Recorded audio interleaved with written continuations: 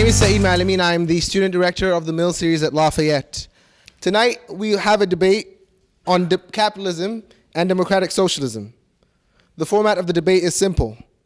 Each debater will make a 10-minute opening statement, followed by 2 questions from the moderator. Then we will open it up to the audience for a Q&A, followed by 5 minutes closing statements from both debaters. Tonight, we have with us Yaron Brook. Yaron Brook is an Israeli-American entrepreneur, writer, and activist. He's an objectivist and the current chairman of the board at the Ayn Rand Institute, where he was executive director from 2000 to 2017. He will be arguing on the side of capitalism.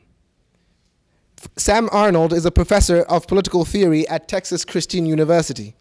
His area of focus is in liberal egalitarian theories of justice, especially the work of John Rawls, the division of labor and work, consumerism, and voluntary simplicity, socialism and alternatives to consumer capitalism.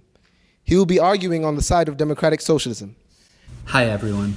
Due to some audio issues at the outset, we lost the first few seconds of Sam Arnold's presentation. He began simply by stating that he will focus on one core problem with capitalism, namely that capitalism creates a class society. He then says, quote, "A tiny elite owns most of the stuff," unquote. We pick things up there.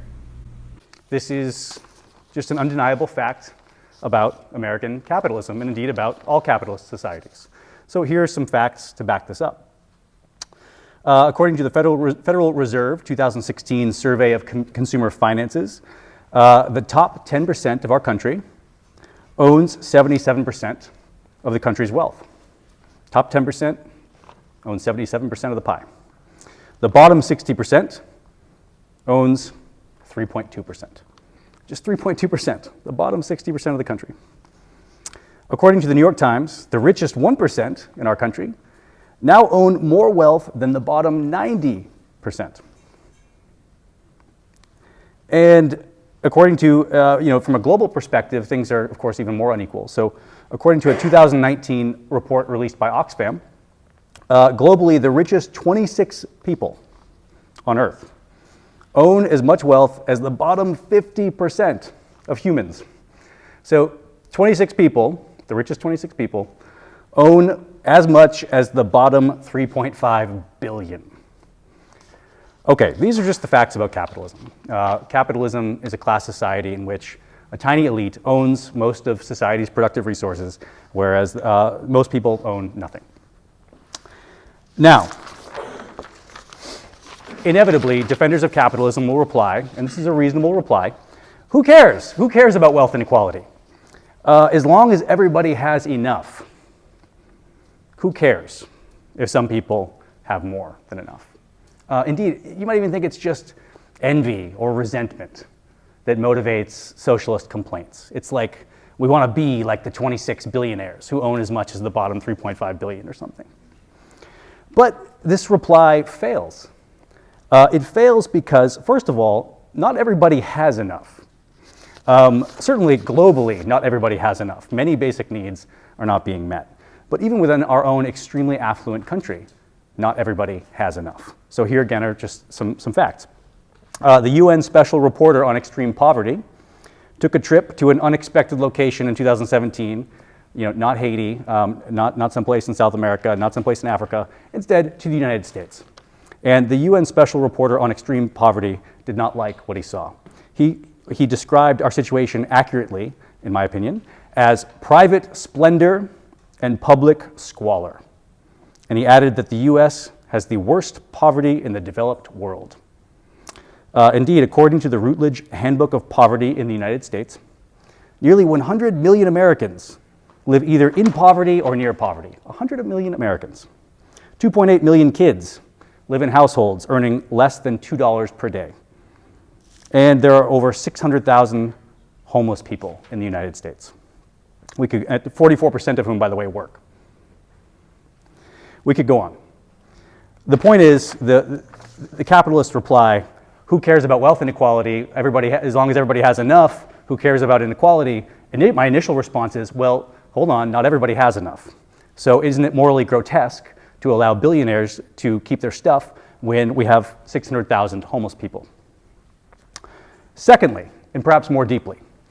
Even if everybody did have enough, even if we did get rid of poverty, still wealth inequality would be a problem. This is so for two main reasons, although in the interest of time, I might just stick with one. But make sure that he gets extra time too, yeah. Okay, all right. As a socialist, I want equality, so make sure, all right. I'll go for two problems then. I could go all day about the problems of capitalism, but I'll restrict myself to two. So the first problem, the first reason why wealth inequality as such is a problem, even if we got rid of poverty. This is so obvious that it almost doesn't even need mentioning, but wealth equals power. When you have a tiny class of people, the top 10%, top 1%, top 0.01%, that owns most of the stuff, they're going to dominate politics, economy, and society.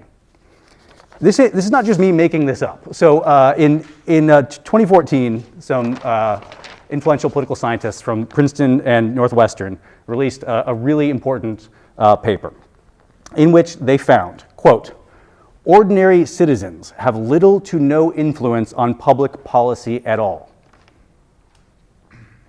So who does have influence? No surprise. Quote, it is individual economic elites and corporations, which are largely owned and controlled by wealthy elites, that affect public policy.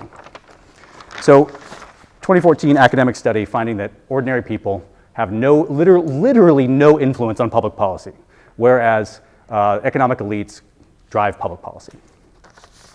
So the first problem here, people, is that we don't live in a democracy. We live in a plutocracy. In our system, it's wealthy people who run the show, economically and politically. Now, inevitably, capitalist defenders will say, well, who cares? A lot of my students say this when we talk about socialism and capitalism. A lot of my students are conservative at TCU. And they will, at this point, reasonably say, well, you know what? Rich people probably know what they're doing. They didn't get rich by accident, so if anybody's going to be in control, rather the rich than the poor. Well, there are two problems with this reply. First, that ain't how democracy works. We didn't sign up for plutocracy. We signed up for democracy. We're supposed to have political equality in this country. We're supposed to share the government together. But again, perhaps more deeply, the problem with this reply is that it completely ignores class conflict. Here's the reason why it's a big problem that the rich control everything. The interests of the rich are not identical to the interests of ordinary people. In fact, they're often deeply conflictual. So one could illustrate this in a million ways, but let me pick almost at random something from the New York Times from this past year. Here's a headline. Koch brothers killing public transit projects across the US. Nashville was considering spending about $5 billion on a new public transit plan. The Koch brothers poured money into some sort of lobbying group or organization called Americans for Prosperity. Americans for Prosperity descended upon Nashville and convinced enough people to vote against the project to kill it. Now, you might think the Koch brothers just have an interesting theory of what would be good for the people of Nashville. Maybe, but I think more informative is the fact that a lot of the Koch brothers' concerns are bound up with oil, automobiles, and asphalt. And so I think that's a more plausible explanation for why the Koch brothers are killing these projects. Okay, let me move on to, so thus far I've just been criticizing capitalism, right? It's a problem because we've got wealth inequality, and that's bad. So what's an alternative? The alternative is democratic socialism. This can sound scary and a little unfamiliar, but I think really it's quite simple. So I'm going to explain this in two quick steps. First, just start with what economists call the Nordic model, or social democracy. Countries like Sweden and Finland, Denmark.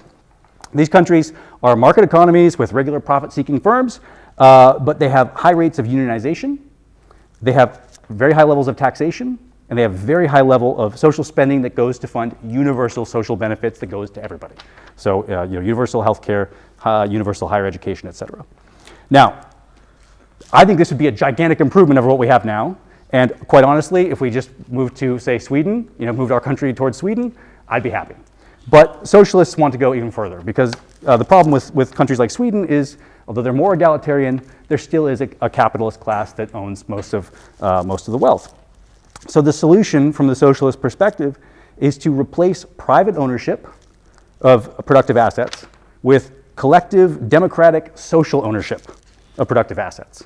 This is, it can be difficult to see how to implement this in practice. Maybe I don't want to take any more time, so maybe in my next time I'll say more about it. Sorry for going over. Okay, great. So to be continued. Thank you.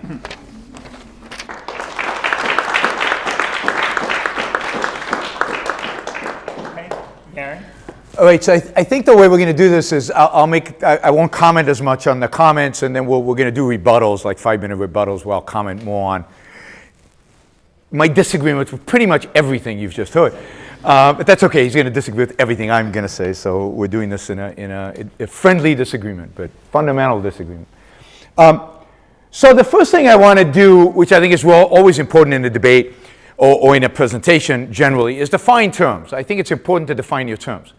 Because one of the things I find when I debate people on socialists or the various categories of socialists is that they never define capitalism. And what they do is they assume the world as it is today is capitalist, and therefore all the ills of the world today are blamed on capitalism. So 3.5 billion people around the world are truly unbelievably poor. They're so poor that their net worth is negative. So indeed, I'm probably richer than like 1 billion of them. Just me alone, and I'm not a billionaire, just me alone, because they have negative net worth, and when you add negative numbers, what do you get? A big negative number. So it's easy to be richer than a lot of negatives. But are they living under capitalism is the real question we should ask ourselves, and clearly they're not. Like, people in Africa are not living in capitalism. People in Asia are not living in capitalism. Indeed, I would argue, and will argue vehemently today, that we in America don't live under capitalism, and there is no country in the world today that is a capitalist country. Capitalism does not exist in the world today. What we have is lots of countries that are mixed, a mixture of socialism and capitalism, socialism being statism, the state involvement, heavy state redistribution of wealth, and some property rights that are regulated, controlled by the state, are not true property rights, because I can't actually do what I want with my property. I have to get permission for almost everything that I do with my property. I used to live in California, that was the case. You need to get a permit to chop down a tree, you need to get a permit to redo your house, you need to get a permit for everything. That is socialism or statism, some form of statism. It certainly is not capitalism. So what is capitalism? So the definition of capitalism is a system of real free markets, where the state does not intervene in the economy, does not intervene at all.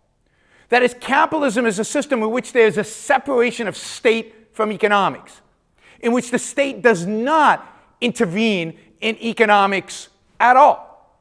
So I agree, cronyism is bad. Having a lot of money, therefore gaining political power, is bad. And indeed, the only way to prevent that and still be a little free, still be free at all, is by restricting the ability of the politician to have any influence on the economy, and therefore there's never any reason to lobby the politician because he has no influence on the economy. He has no way of gaining favors or penalizing the competition because that is banned. So capitalism is the system in which economy and politics are separated, in which all property is private property, in which the state does one thing and one thing only, and that's protect individual rights. Protect individual rights in the way somebody like John Locke would have conceived of individual rights. That is, the freedoms, freedom from coercion, the freedom to do, act, produce, live by your own judgment, based on your own ideals. And the only job of government is to protect you, make it possible for you to do that. And protect you from whom? Or from other people. Because when we live in a society, there are going to be some people who are crooks, frauds, criminals, bad guys. And since we don't want to live in a society, at least I don't, there might be some anarchists in the room, but hopefully not. Since I don't want to be carrying all the time to, watch myself, we institute a government, an institution, whose sole responsibility it is. It's to defend each one of our lives to defend our liberty, to defend our property, because property is essential for life, and to protect our ability to pursue our own happiness. But basically, to leave us free as individuals to pursue the values that we believe are necessary for our own survival, that we believe are necessary for our own life, to leave us alone. Right? So capitalism is the system where individuals pursue their individual values, their individual happiness, free of coercion, and the job of the government is to make sure that they are free. That's it. That's what capitalism is. I don't see it in America. I don't see it anywhere, indeed, in the world. To some extent, I would argue it's never existed. To the same extent, I think the socialist would argue that socialism has never existed in his kind of form. I don't think capitalism has ever existed. I think, but I will say this. So let me complete the moral argument, and then I'll get to the practical argument. Now, why is this good? Why is this system right? Why is this system just from a moral perspective? Well, what is moral? What is good, evil? What is right versus wrong? Well, the standard for me for determining whether something is moral is it consistent with human survival? Is it consistent with human flourishing? Is it good for human life? That which is good for human life, that which furthers human life is the good. That which destroys human life, attacks human life, is bad for human life, is evil. That to me is good and evil. That's right and wrong. That's the essence of morality. And it's an individualistic morality. Because what is human life? Human life is your life, my life, each individual. There is no class here. There is no group here. We impose those ideas on people. But as human beings, we're just us. We're just individuals. And as an individual, the values that are good for you, the values that long-term lead to human success and human flourishing are the good, and the things that lead to human failure are the bad. Now, what is the most important thing if you believe in human flourishing, in human success, in human progress? What is the most important value for human beings, for individual human beings? What is it that makes possible success and flourishing as a human being? Well, we don't have time to go into all of it, but please ask about this. It's our human capacity to reason. It's our capacity to think. It's our capacity to know the truth. It's our capacity to integrate the data from reality. It's a capacity to shape reality in order to fit our needs. That's what makes it possible for this human race to survive, because look at you. You're pretty pathetic animals otherwise. Right? We're weak. We're slow. We have no fangs. We have no claws. You're not going to survive out there in nature without a capacity to reason, to think, to strategize, to invent, to innovate, to produce. What makes us different than any other animal is we're not programmed to survive. You actually have to figure out how to survive. So the most important thing about being human is our capacity to think. Now, thinking requires freedom. It requires the ability to try stuff out, to fail, to experiment, to do a variety of different things. Knowledge is not just embedded in our minds. We don't know what's right, what'll work, what will succeed. We need to go out there and live and choose and make decisions. And again, fail sometimes and get back on our feet. The most important thing for human intelligence, for human mind, for human beings to flourish is their ability to think freely and to act based on those thoughts within freedom. Free of coercion, force, authority. Okay, I didn't see the signal. Force, authority are the real enemies of the human mind. They are what limit our ability to produce, create, and really live out there. So you want a system that protects our ability to think and act on our thoughts. That's capitalism. It's a system that eliminates the one enemy of thought, which is violence, fraud, people using guns, people using authority to dictate how you should live and how you should think and what you should do. Think Galileo. Right? Now, I'll just end with this. It turns out that when you leave people free, when you let people think, when you take away the authorities, when you take away state control and limitations, to the extent that you do that, and I said there's no ideal capitalist country yet, but there have been attempts to get there. To the extent that you do it, to the extent that you practice this freedom, to that extent you produce economic wealth, you produce economic success, you get rid of poverty. To that extent that you practice capitalism, you are successful in bringing about rising standard of living, rising quality of life, longer life expectancy. In every dimension, you improve human life. And to the extent that you do the opposite, to the extent that you use coercion, that you use force, you use authority to suppress human freedom, primarily the freedom to think and to act on that thought, to that extent you become poor, to that extent you suffer, to that extent life becomes miserable. That's the difference between capitalism and socialism. The one is a system based on individual freedom. The other is based on individual suppression and coercion, and the consequences are obvious. One leads to wealth, one leads to disastrous poverty. Thank you.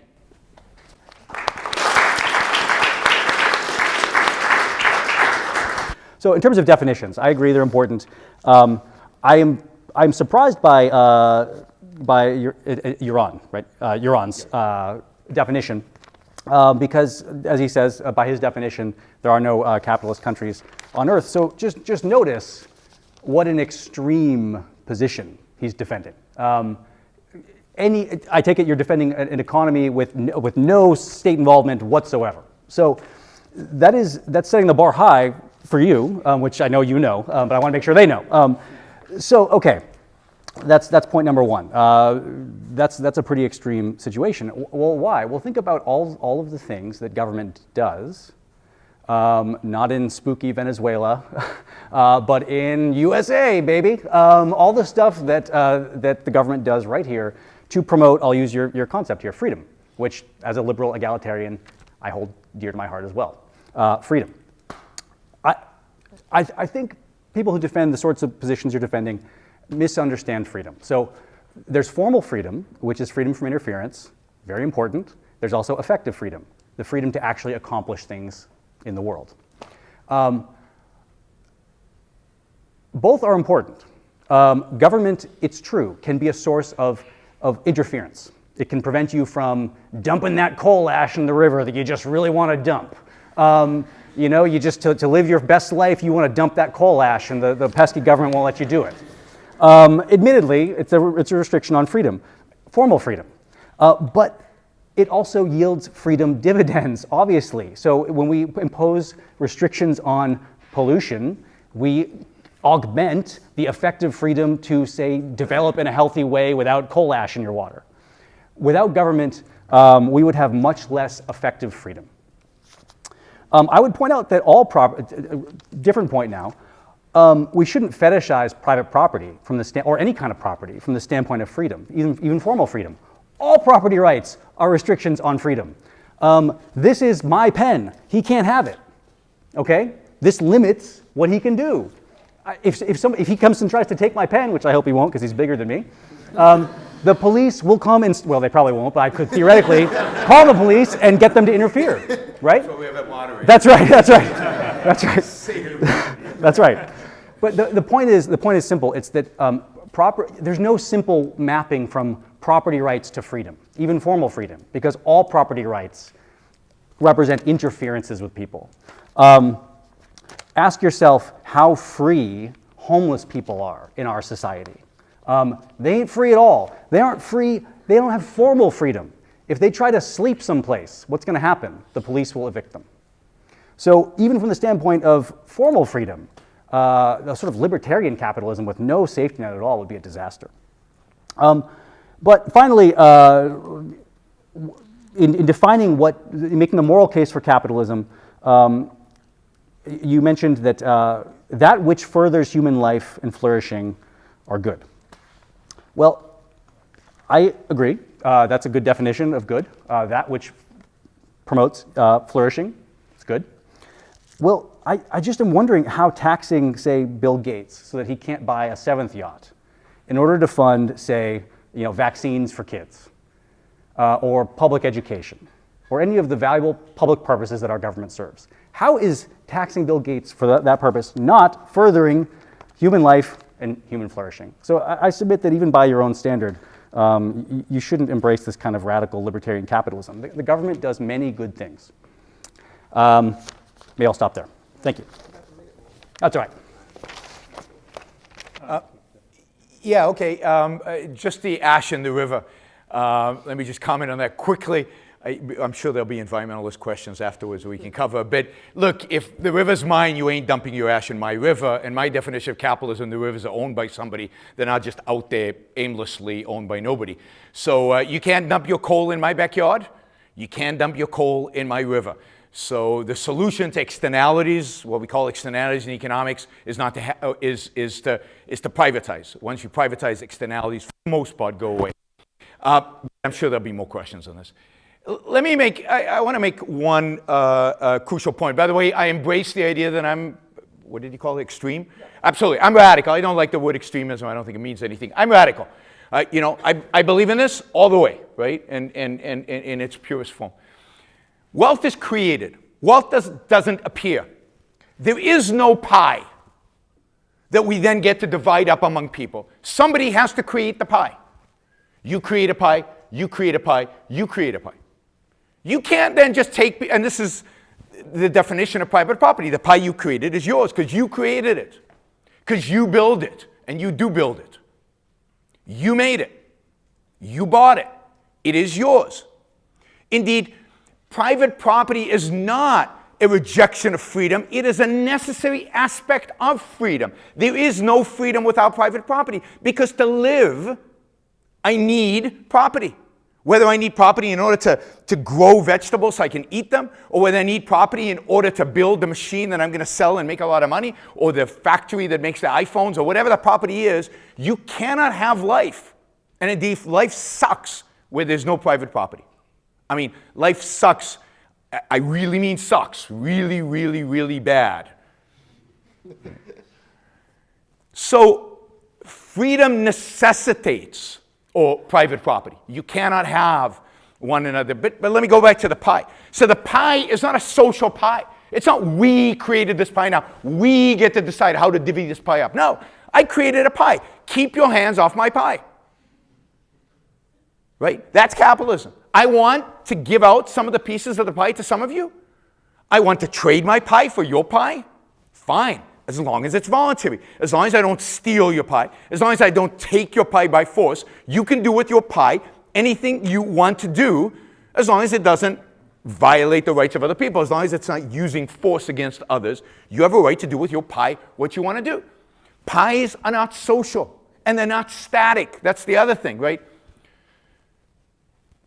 From 300,000 years ago, the beginning of Homo sapiens, you know, I'm willing to accept that that might be the wrong date, but somewhere a long, long time ago, when Homo sapiens begun, until about 250 years ago, everybody on this planet was dirt poor, was under $3 a day or less. Everybody on the planet was like that. A few aristocrats over here who, by our standards, were still dirt poor. They didn't have electricity, didn't have running water. And then something miraculous happened. We got a little bit of freedom. Not the full freedom I would like, but just a little bit. About as much as, you know, we've had. And what happened? Wealth creation took off. Took off. So that now we can say, you know, there were only 3.5 billion people who were poor. Actually, the number's a lot less. According to the UN, extreme poverty is at the lowest it's ever been in human history. It's down to 8% of the population. Why? Because a few countries in Asia have adopted a little bit of capitalism. Imagine if they've adopted a lot of capitalism. There'd be no extremely poor people on planet Earth. So the only system that has ever brought people out of poverty, the only system that has ever brought people out of poverty is capitalism. And it's done such a spectacular job at doing it that it is striking that every place on the planet that has adopted a little bit of capitalism has shrinking extreme poverty, and every place on the planet that has not adopted capitalism is still extremely poor. Africa is the last continent to struggle with adopting capitalism. Rwanda, Botswana, Namibia are starting to do that. Their GDP is going like this. They've adopted property rights. They've adopted some of the elements of what capitalism looks like. And suddenly, they're getting less poor. So if you care about poverty, which I think any human being cares about seeing able people who are poor stay poor, then capitalism is the only solution to solving the problem of poverty that still exists in the world. Thank you. What if there's a fundamental flaw in your premise? Many people here will be familiar with Jordan Peterson, and he's talked about the dominance hierarchy, and that it's flat out wrong to blame that on capitalism. That the structure of the way we're made, the biology of the way we're made, it's dependent. Like there's a dominance hierarchy in all social animals. All social species have that.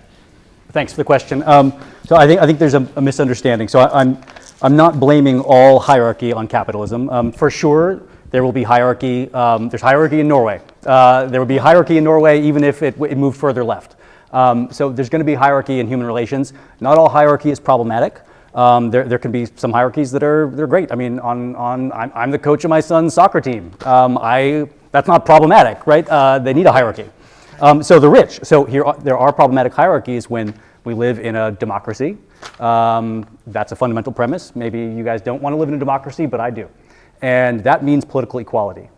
And that is fundamentally incompatible with the Koch brothers, for instance, not to pick on them too much, but they make such easy targets, spending, per the New York Times, over $800 million in the 2016 electoral cycle.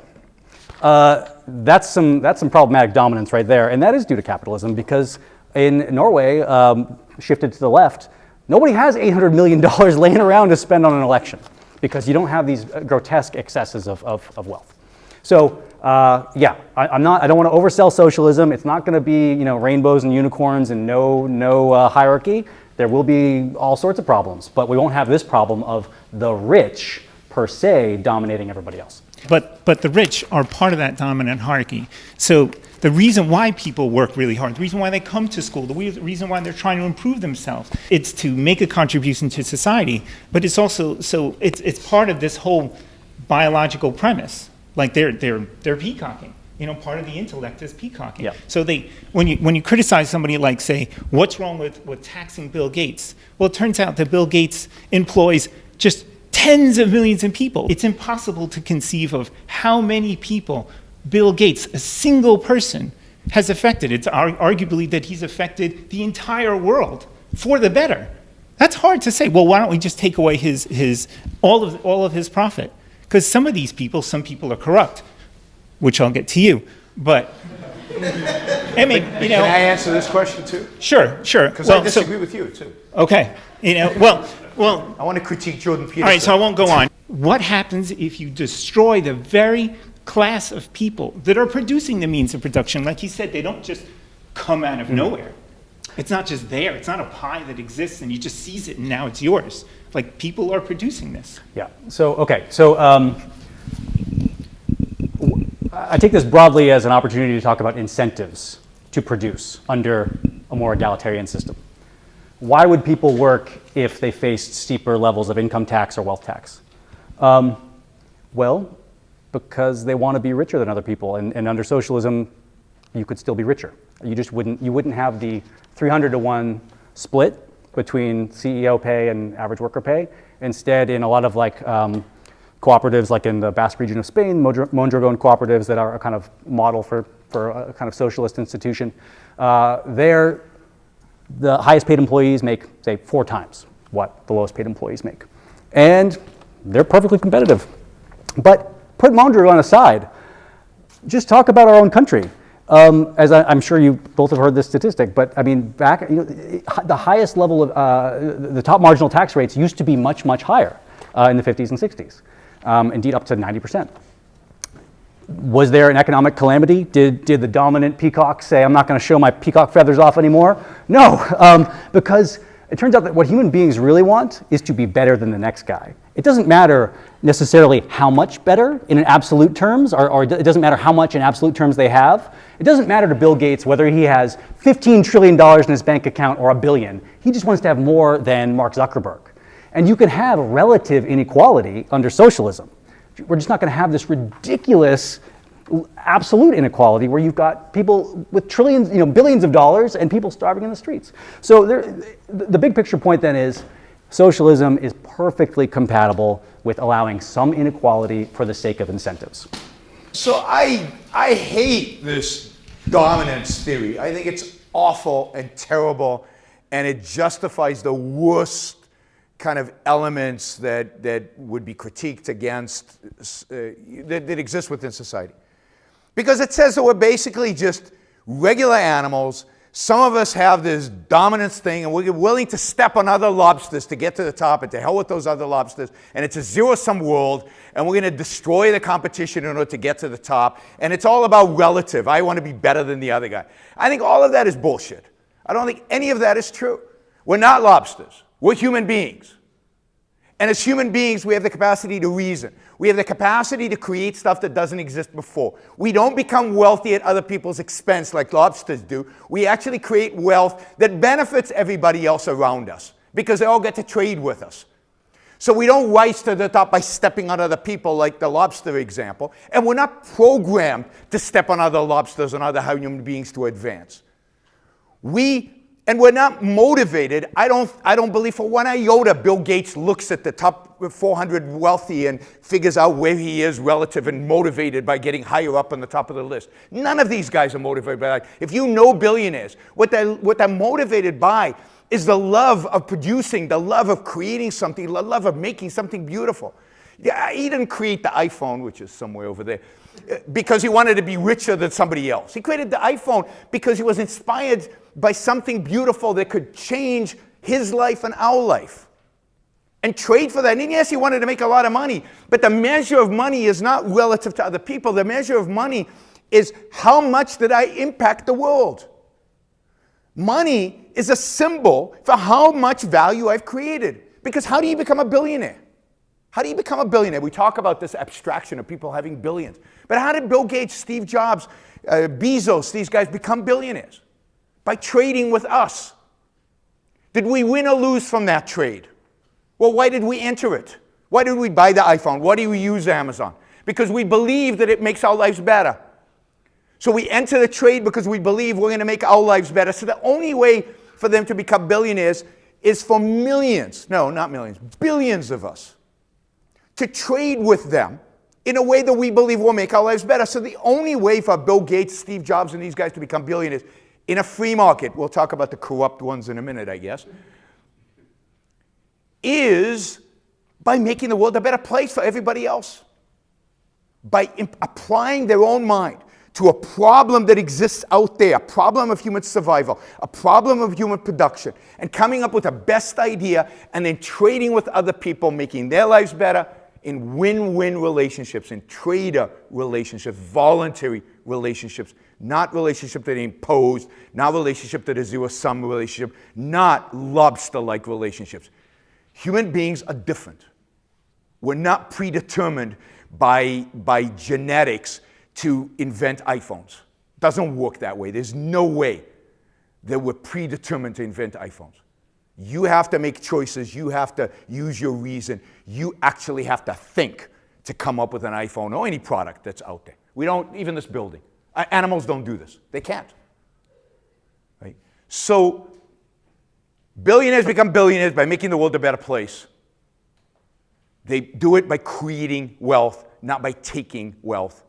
And the fact that 26 people are richer than 3.5 billion is because 26 people have created, objectively created, more wealth than 3.5 billion, because the fact is the 3.5 billion are barely surviving. All they're doing is they're farming and they're eating what they produce. And I bet you the net worth, by the way, in this room, I'm probably richer than all of you combined, or at least the students combined. I'll take out the adults, because your net worth is negative, because you've got student loans. It doesn't mean I'm rich. It just means I have a positive net worth.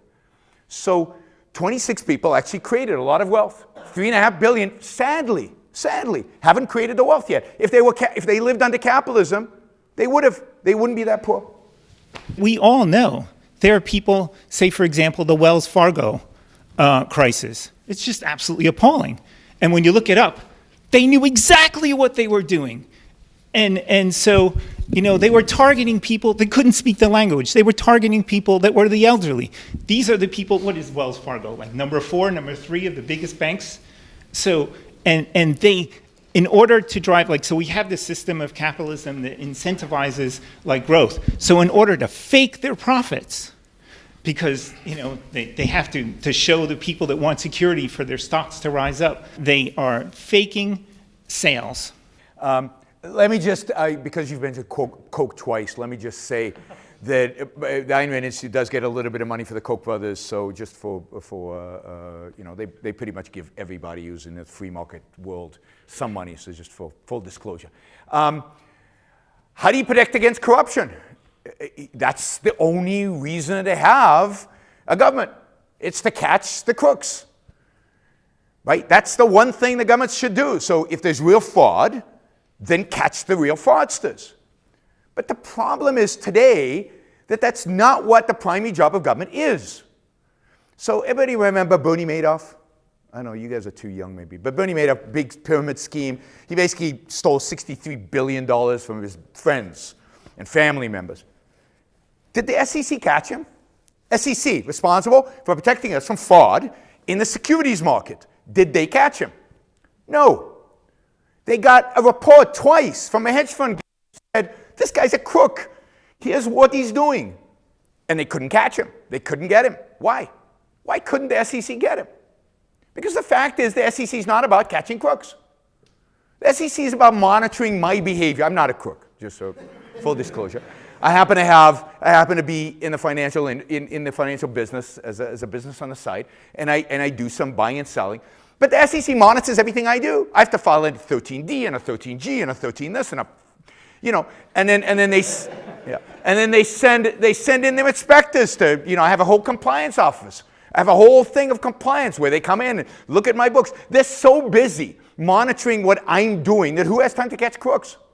Indeed, they almost never catch crooks. It's rare that they actually file. Usually, who catches the crooks? The market does. In the case of Bernie Madoff, who caught him? Well, the hedge fund guy who wrote the memos twice, and who landed up at the end catching him? His son. His son called in the police. So, if the government actually did its job, its one job, which is to protect us from crooks and criminals and fraudsters, the world will be different. And just to relate to the Wells Fargo example, in capitalism, there are no bailouts. By definition, capitalism is anti-bailouts. There's no too big to fail in capitalism. I'd go further. There's no deposit insurance in capitalism.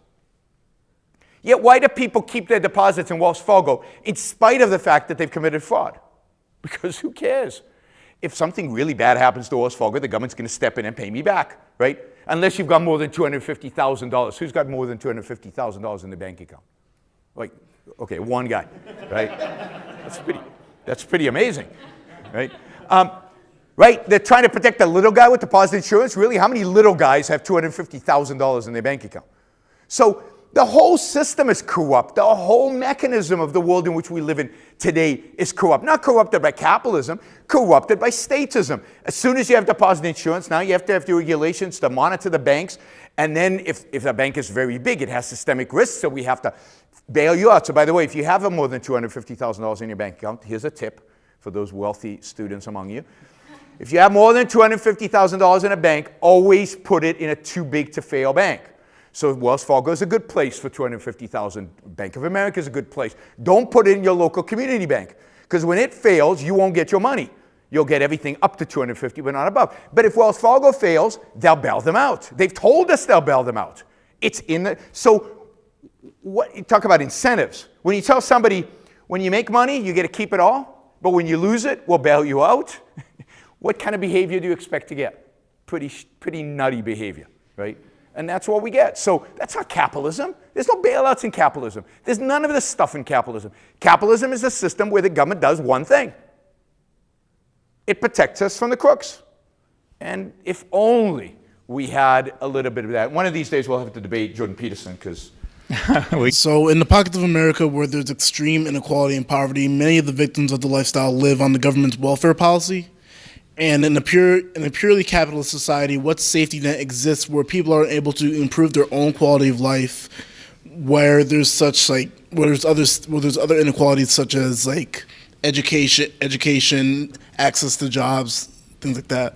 So first, I don't buy that inequality is a problem, in capitalism, right? So there's inequality, but I don't think it's a problem. As Sam said, I'm going to say I don't care about inequality, and I don't. So I care about poverty. I don't care about inequality.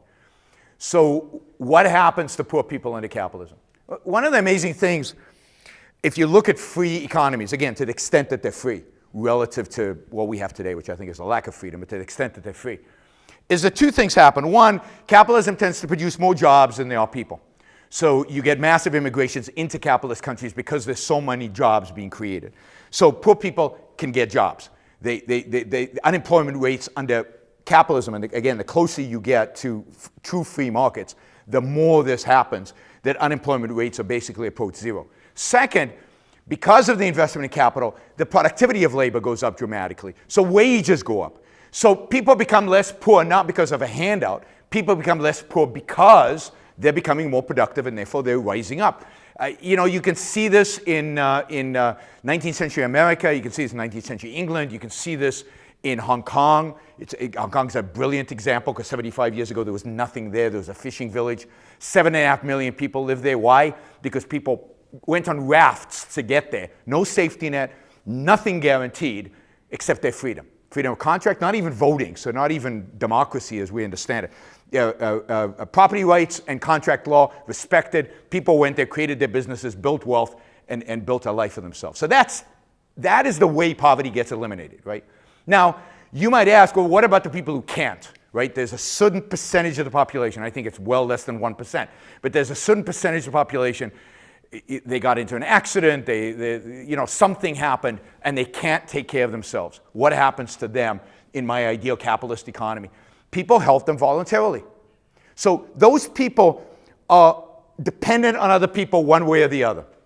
And the question is that dependency going to translate into a legal claim against me?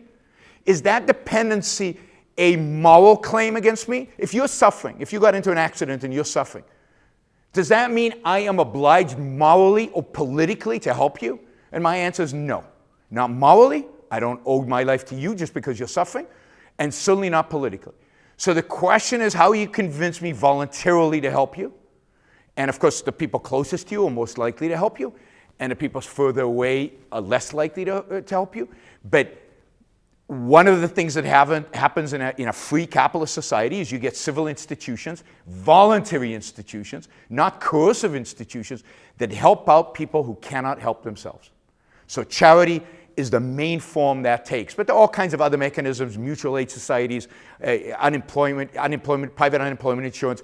There's even insurance against poverty in some capitalist countries in the past, or semi-capitalist countries. Insurance against poverty that you could buy in order to protect you from those kind of accidents and things like that. In other words, you're still dependent on other people, but now you have to ask for their help instead of demand their help, which is the system we live under today. Today, if you have a need, you can use the force of government, guns, in order to take my money and get help. I think, again, I'm against force. I'm against coercion. I'm against authority. Maybe I'll say something about this theme too. That's a great question, I think. Let me just say something about poverty again. It's striking that the only countries that have really eliminated poverty are probably some of the countries you like least. So again, the Nordic model, Scandinavia. There basically is no poverty in those countries. They're not very capitalist. I think of these things on a spectrum. So you might as well. Well, actually, no, you don't, because you only define capitalism as that one extreme end. But really, there's a spectrum. And the question is, to what degree is society in control of the economy? The more the answer is yes, the more socialist it is. Norway is quite socialist in that sense. Society exerts a lot of control through its very democratic state over the economy. And one of the things it does with that control is it taxes a lot, and then it redistributes that wealth to do a lot of useful things, among them basically eliminating poverty. So the answer to your question in the American context is, we need to have more social spending. We need to have more taxation. We need to do more to help people. For instance, I'll just end with this. Here's one thing we could do. We could have a universal basic income that would literally eliminate poverty overnight. We could literally just give every American $15,000 a year, divide it up monthly if you want, and bam, poverty's gone. I have a question for Yaron. Is that correct? I am talking about pie, so we're going back to the pie. Sure. But you say there is no social pie, like there's no pre-existing pie. There is only the pie that we create.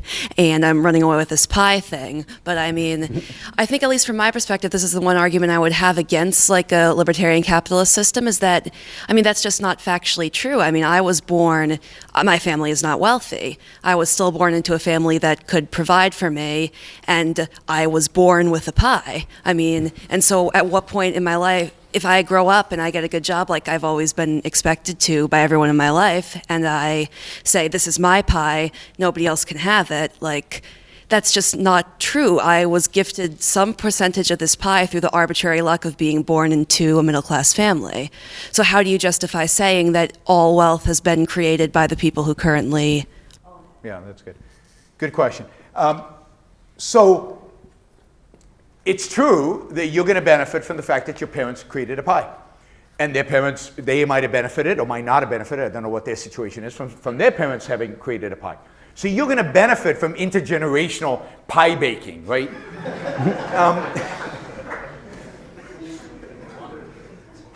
But, okay, so what, right? It's still somebody baked the pie. It's still not our pie. It's your parents' pie. And they choose to give you a piece of it, right? But they chose voluntarily to share that piece. And it's sad that some people don't have parents who have baked a pie for themselves. And these new people, these young people have to start from scratch. And they're, in some sense, at a disadvantage, right? Because you've got a little bit of pie that you can leverage for your future, and they don't have that pie to leverage for the future. But remember, somebody always baked the pie. There's no pies that just poof come into existence. Pies get baked by individuals, by people. So there are these disadvantages. I'm not going to pretend that we all have equal advantages or we're all born equal. On the contrary, I admit completely, we're all completely different. Again, look around the room. We're all completely different. We have different abilities, different qualities, different characters. Some of them we shape ourselves. Some of them are just issues of luck. That's life. That's life. Now the question is, given that, how do we create the most opportunities for those people who weren't born with a piece of their parents' pie, or however you want to see it, right? How do you create a system that provides them with maximum opportunities to bake a pie, their own pie? And I think freedom is the way to do that. I think leaving them free, and we can get into the economics of why you don't want to tax Bill Gates, why taxing Bill Gates is like the least efficient thing you could imagine using his capital for. That the capital left in the hands of Bill Gates is far more productive and far more creative in terms of helping people create little pies if he actually invests it rather than if you take it away from him and start distributing it. So freedom is the best mechanism to create the most, not equal, the most opportunities for everybody, including those who are most disadvantaged by the fact that they weren't born to the right parents or weren't born with the right genes, right? It's what you do with what you have and the environment in which you live, a capitalist or socialist. I believe capitalism provides you with the most opportunities to actually succeed in life.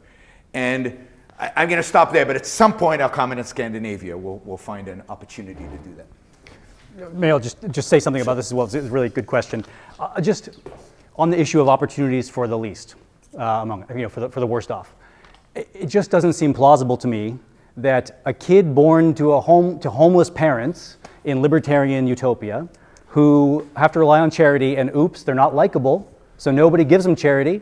It just does not compute with me that that kid has the most opportunity any human society imaginable could give anybody. That just isn't true. Look again at, in our country, bad though it is in many ways, from the standpoint of justice, at least kids have access to public school, food stamps if they're poor, et cetera. And we could do much better. We could do much better on this score. But again, if you're really serious that you want a society that extends the most opportunity even to the worst off, there's just no way you would pick a libertarian society. There's just no way.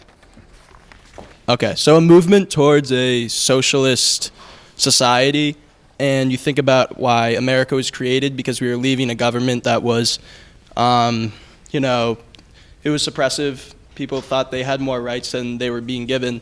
A movement to a socialist society, isn't that us kind of going backwards and neglecting American values and tradition? Good. Okay. So I'm no scholar of the American Revolution, so I won't speak to the motives there. But on the issue of whether socialism would represent an abrogation or a break with fundamental American values, no, because there could be a completely liberal, egalitarian, freedom-loving, bald eagle-flying version of socialism. Call it. So here I'll explain maybe a little bit of this proposal I didn't get to before. And I'll be quick. Matt Bruenig, a wonk, a socialist wonk, there's like one of them, and he's the only one. He has a think tank called the People's Policy Project. He proposes something called the American Solidarity Fund. It works like this. The government sets up a fund, an index fund, like Vanguard or whatever. And every citizen gets one share. Now, you cannot sell your share. Instead, you get the dividends that come from owning that share, just like rich people get to do now with their Vanguard funds. Over time, the government fills this fund with more and more assets until eventually this fund, which we control, because it's for us, it controls over half the economy. Voila, just like that, without any scary production violently, which I don't remember writing about, but apparently I did. No violence, no force. It's just using the instruments that financialized capitalism has given us. Thank you, capitalism. We're going to use financial funds to socialize the means of production. And now every American gets, every year, a basic income from this fund. And I don't see any incompatibility with American values there. Instead, I see opportunity and freedom. So let me comment quickly on that. I mean, really, there's no force there. First of all, how do you fund the fund? You fund the fund by forcing people to contribute to it. Contribute, in quotes, because you're forcing it, which is what taxes are, force, which is, which is coercion, which is force. And then, how do the investment decisions get made? They don't get made by means of who is the most productive, by means that Vanguard or any of these mutual funds do today, but they would get determined by political means, the same as CalPERS and CalSTRS make their decisions for pension plans in California. You'd have this pressure group and that pressure group and that pressure group over there that each would lobby for investment in their particular industries and their particular areas in life, and it would be an unmitigated disaster. And to the extent that they don't half the economy, yes, half the economy would be crippled by the fact that now government, democracy, the people own them in a democratic way. Today, if you don't want to own certain shares, if you are in Vanguard, you can sell your shares. But here, you can't even sell the shares. So you're contingent on this ability of people to manipulate the system politically by yelling or by shouting or by demanding or by using other means, by coming together. And the allocation of capital under socialism, I mean, everywhere it's tried, it is an unbelievable, unmitigated disaster. I mean, any experiment, with the exception of, I hear the same stories about these communal firms in Spain.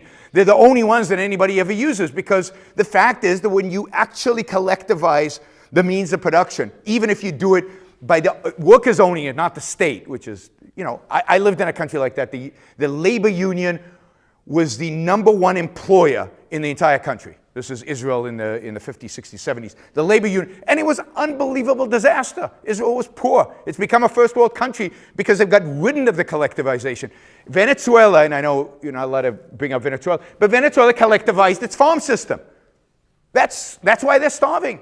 Because every time you collectivize farming, you starve. Again, Israel used to have a kibbutz, which is like the most softest form of socialism possible. And without government subsidies, without subsidies from rich Jews overseas, the kibbutz was a complete and utter financial disaster. And socially, social interaction within the kibbutz was like the ugliest human relationships I've ever seen. In capitalism, people are benevolent because the way in which we deal with one another is through trade, not through your benefit is at my loss, not through taking from some. I was going to say stealing because I believe it's stealing from some and giving to others. So I think at every level, spiritual and material, What socialism produces and what capitalism produces are night and day in terms of their values. So I have a question regarding the whole pure capitalism concept, Yes. right? So in terms of like what's happened in the past with like Lehman Brothers, 2008 financial crisis, like all of these things happened because of the frauds and the crooks, right? And well, kind of. Well, I'll tell you what happened. Well, yes, but without the government to regarding basic economic principle, you think that the invisible hand will work very well.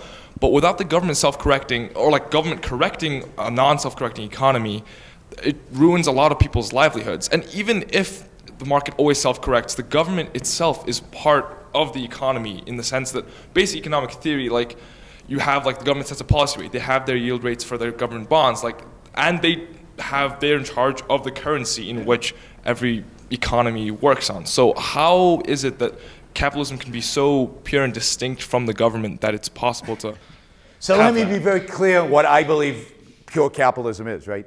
The ideal capitalism. So there's no coercion. So the government does not control the currency. You compete on currencies. Banks issue currencies, just like they did before 1914 when the Federal Reserve came into existence, just like they did in Canada until the 1940s when they only adopted a central bank in the 1940s. And Canada has had 0 banking crises. We've had 12. So the question is, why do we have 12 and they have 0? To a large extent, it's because we have regulated our banking system far more than they have since the founding of America, because Hamilton and Jefferson fought, and in a sense, Jefferson won the argument. So our banking system has been unbelievably fragmented in a destructive way. But let me quickly, because it's impossible to do this quickly just tell you what I think caused the financial crisis, because this mythology that financial crisis was caused by capitalism is because there was no capitalism in 2007, and the crisis happened in 2008, right? And where did the crisis happen? In 2 primary industries, mortgage industry and banking, very related. 2 of the heaviest, most regulated industries, where there's more government intervention in those industries than any other. Banks today are basically public utilities, where everything they do, they have to get permission from the bureaucrats. You want to nationalize the banks? They're already nationalized, right? At least they're socialized, their costs are socialized, and they were bailed out, and they had too big to fail. Too big to fail is a strategy of the Federal Reserve since 1984. It's not new. It didn't come about during the financial crisis. It existed when Continental Illinois was about to go bankrupt in Chicago, and the feds bailed them out. So if you're the CEO of a bank, you don't have to be corrupt. All you have to do is follow incentives created by government. And you're winning on the upside, and on the downside, you have no risk. So you take on a lot of risk, which is what they did. But think about housing. Think about mortgages. Think about Freddie and Fannie, not institutions of capitalism, these institutions created by government to increase home ownership. Why is government interested in how many people own homes, right? So if you look at the financial crisis, and if you go to my YouTube channel, which you should all subscribe to, I have an 8-hour, 8-session course where I analyze the financial crisis in great detail. And let me tell you, it's caused from beginning to end, and I think almost every economist will agree to this in about 10 years. From beginning to end, it was caused by government programs, government interventions, government incentives, government controls. Those kind of crises, that kind of systemic risk, does not exist in pure capitalism, and you don't find those kind of crises happening the closer you get to capitalism. It's when the central bank is the primary evil here. I'll just quickly say maybe those crises don't exist in pure capitalism, but they sure as hell exist in our capitalism. And the only people who are going to try to stop that are Elizabeth Warren and Bernie Sanders. My question's mainly for Sam, but you both can obviously chime in. So in your critique of capitalism, you said that wealth falls into the hands of a few people, and those people get really rich, obviously. And then you also said that wealth equals power in our government, and that normal people have no effect on politics because of this, which I think is a very fair critique. And then you also say that rich people's interests are not aligned with the interests of the people. So I just want to know what you define as the interest of the people, because that's collectivizing a group, I mean, if we're speaking in the US, of 300 million people. So how do you create one broad set of interests of the people for farmers in Montana, for bankers in New York City, et cetera? Right. Yeah, that's a great question. And you're right.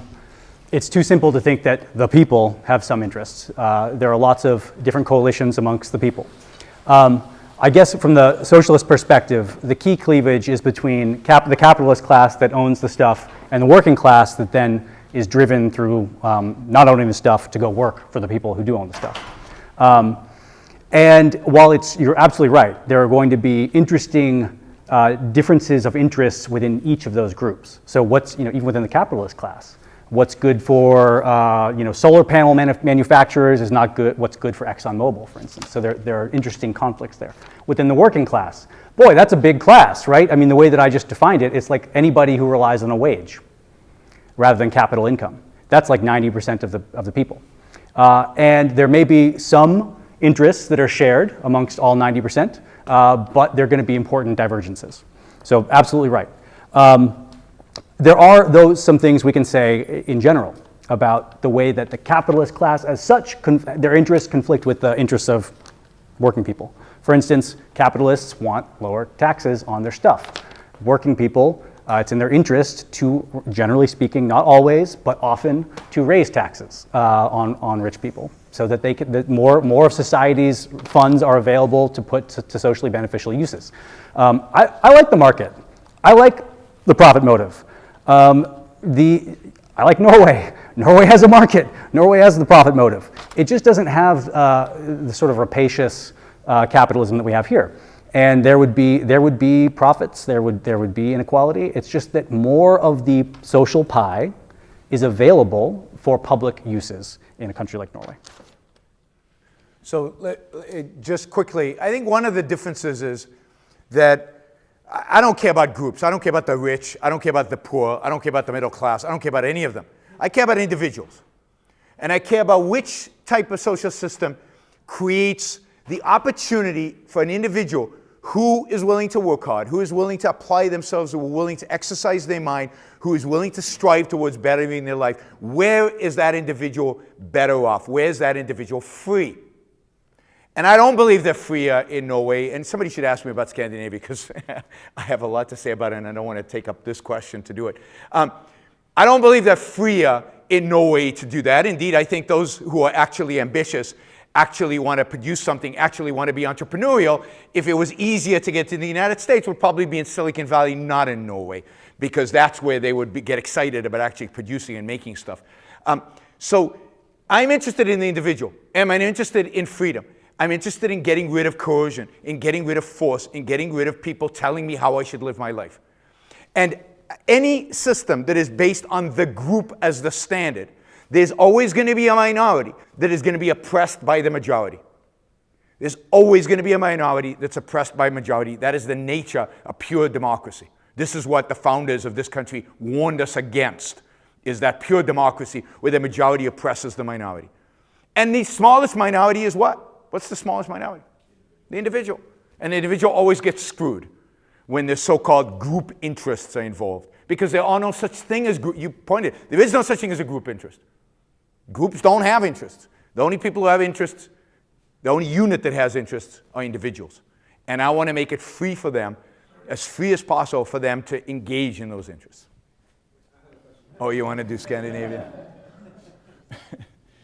So I actually spoke at the University of Bergen a few years ago and gave a talk on the evils of the Scandinavian welfare state. It didn't go too well in Bergen, Norway, but it was a lot of fun and there was a lot of engagement and a lot of interaction.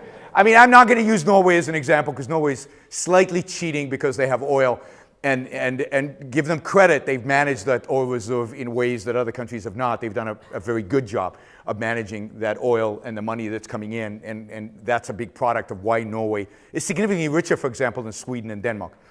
But I spent a lot of time in Sweden and Denmark. I give a lot of lectures there, and I don't see this what do you call it, the utopia that is Sweden. So let me give you a quick history of Sweden, and I'm sure people will challenge this, but my version of a quick history of Sweden that I think aligns with reality. Before 1870, Sweden was the poorest country in Europe. Many of the Swedish immigrants that came to populate the United States left Sweden during that late part of the 19th century because it was so poor. And it was poor because there were no property rights. It was still basically remnants of feudalism in Sweden. In 1870, Sweden did what many other countries have done, which is adopted the basic elements that move you towards capitalism. Again, not the pure capitalism, but as close as people have come. From 1870 to about 1950, Sweden was the freest economy in Europe, the most capitalist economy in Europe, actually one of the most capitalist economies in the entire world, and indeed rose and became, on a per capita GDP basis, the richest country in Europe. Sweden had many of the large industries. It was an incredible, successful, prosperous country. From about 1960 to 1994, Sweden decided that they were going to redistribute that wealth. They were going to adopt socialism. They were going to nationalize certain parts of their industries, and they did all that, and they became poor. They became poor. By 1994, they were bankrupt. By 1994, nobody would buy their bonds. They were basically Greece of today. In 1979, the most money-making industry in Sweden was ABBA. Remember ABBA? Most money-making industry in Sweden, because they'd lost all their industries. They'd lost their edge. They'd lost their success. A lot of the successful Swedes, like Yaron Brook, the tennis player, the second biggest income producer in 1979 in Sweden, left so that they wouldn't have to pay the high taxes in Sweden. He moved to Monaco for a while. In 1994, they were bankrupt. And since 1994 to today, most of the governments in Sweden have been right-of-center governments. All of the governments in Sweden have actually done something that is unthinkable in the United States. Unthinkable by Republicans, never mind Democrats. They cut government spending. They actually reduced government spending. There is no deficit in Sweden anymore. They run a balanced budget. But by the way, they do that while having a significantly less progressive income tax than we do.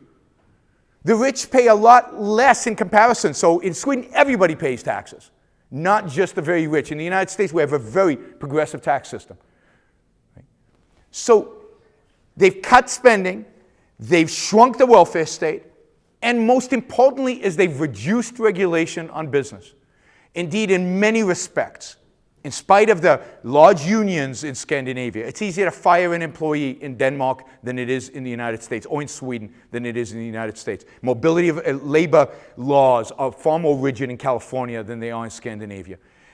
It's easier to start a bank in Scandinavia than it is to start a bank in the United States. In many respects, if you look at the economic freedom indexes, Sweden and Denmark are right up there with the United States. They're not that different than the United States. Indeed, when Bernie Sanders said that his ideal of socialism was Denmark, the Danish prime minister came out and said, wait a minute, we're not socialists. We're not a socialist country. And if you go to Denmark, you don't see socialism.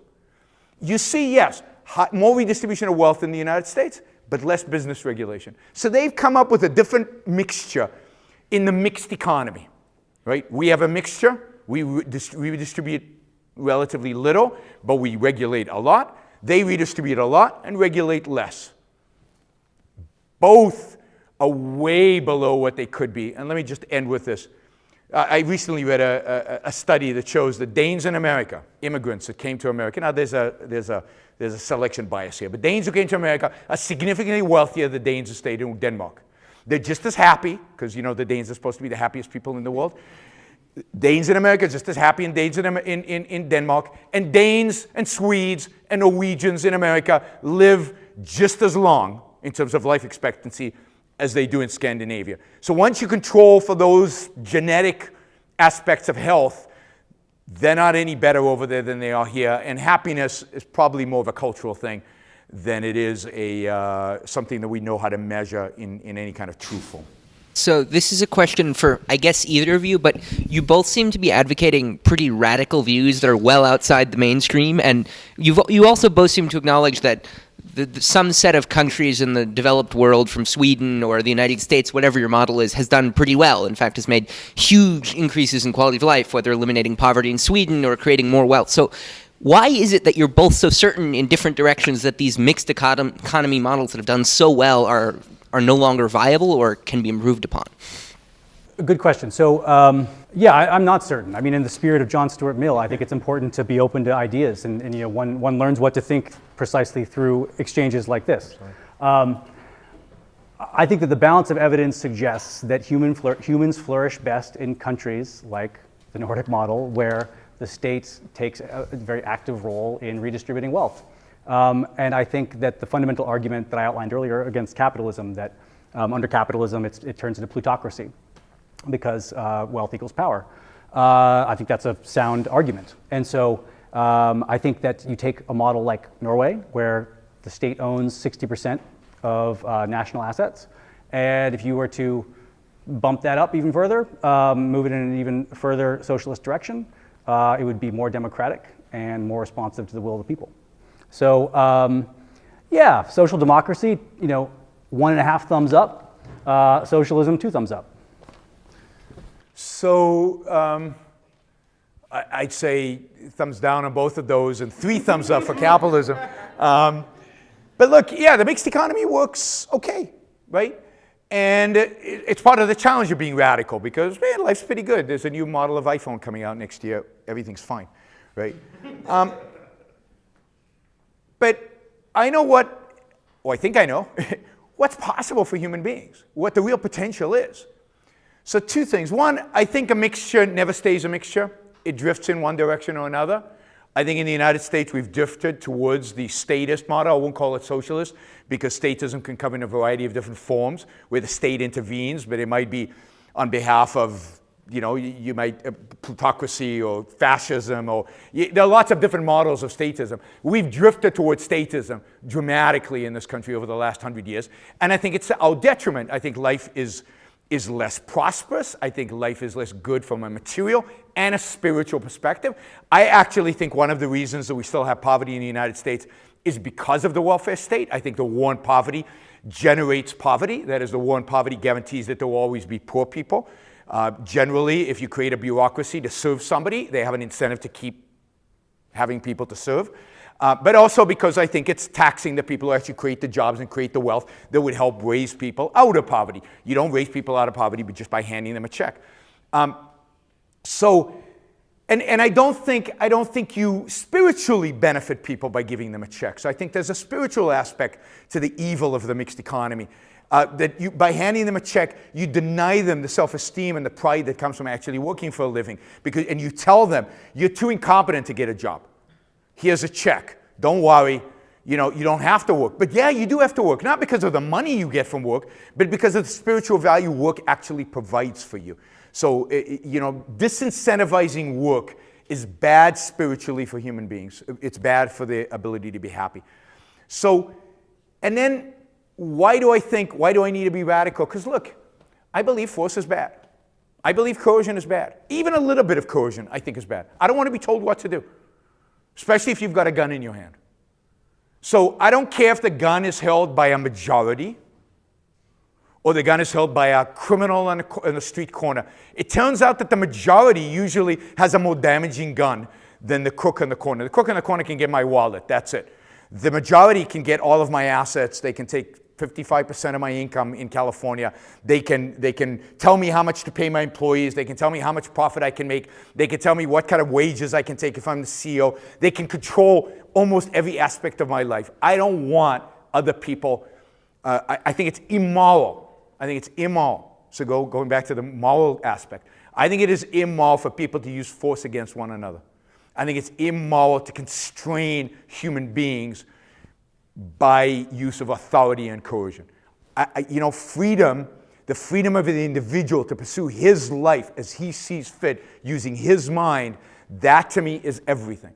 And to the extent that you use force, even a little bit, I'm against it. Even, by the way, if you could say economically we'd be better off, I don't care. I value freedom more, and I don't think you can make that case, but if you could. Value is not what you produce. It's not determined by just you producing. There has to be somebody who values the thing you produce. So I can produce, I can produce lectures, but if nobody comes to listen to them, they have no value. Nobody is valuing my lectures, so I'm not going to make any money. So if a farmer produces plants that people don't value, that people are not willing to pay for, to exchange for those plants, then the plants actually have no value. I agree, from an economic perspective, right? If you're growing marijuana right now, you're doing pretty well because there's a large value and the supply hasn't really caught up yet with the demand, right?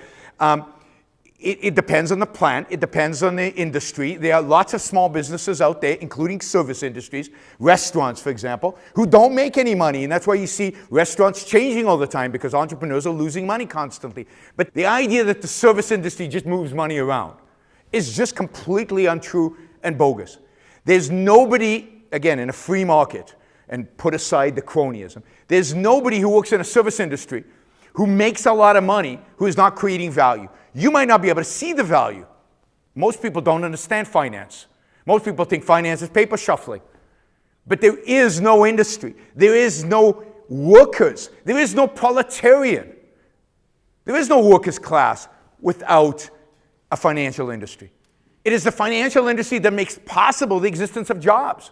It is the financial industry, the paper shufflers supposedly, who decide on what projects are profitable, what projects are going to produce value to other people, and what projects are not, that create industry, that create, and this is part of my problem with the state owning all this, is because there's such lousy, central planning is such a lousy methodology of deciding which industries to invest in and which not. The beauty of the financial markets is they are phenomenally good at investing in Apple and not investing in some other schmuck that couldn't produce anything close to what Apple did. They're really good at making those decisions. The service industry produces more value in many respects than any farmer who creates a plant. Apple, like everything else we have in the world today, is a product of a mixed economy. There's no question about that. And it's absolutely true that when the government goes in and funds all the basic research, then all the products that are based on basic research are going to be, you're going to argue, were funded by the government. But that's because the government has crowded out all private funding, and that's the only source of funding you can get for basic research. But the idea that if the government stopped funding those things and actually cut our taxes and gave us our money back, that basic research would not be funded by the private enterprise is just historically not true. It's happened. But I'll say this again. To the extent that a market is free, to the extent that a country is free, wealth is created. To the extent that a market is unfree, to the extent that a country is unfree, wealth is not created. So if you look at the technology industry, it's relatively free. A lot of wealth is being created. You look at other industries that are heavily regulated, heavily controlled, not free, you see a lot less innovation, you see stagnation, you see complete regression in our thing. You know that every generation of airplane over the last 40 years has been slower than the previous generation of airplanes? They don't get faster, they get slower. And airplanes are unbelievably regulated. The last innovation in airplanes was the Concorde, and that got wiped off because of regulation. There's no supersonic jets anymore.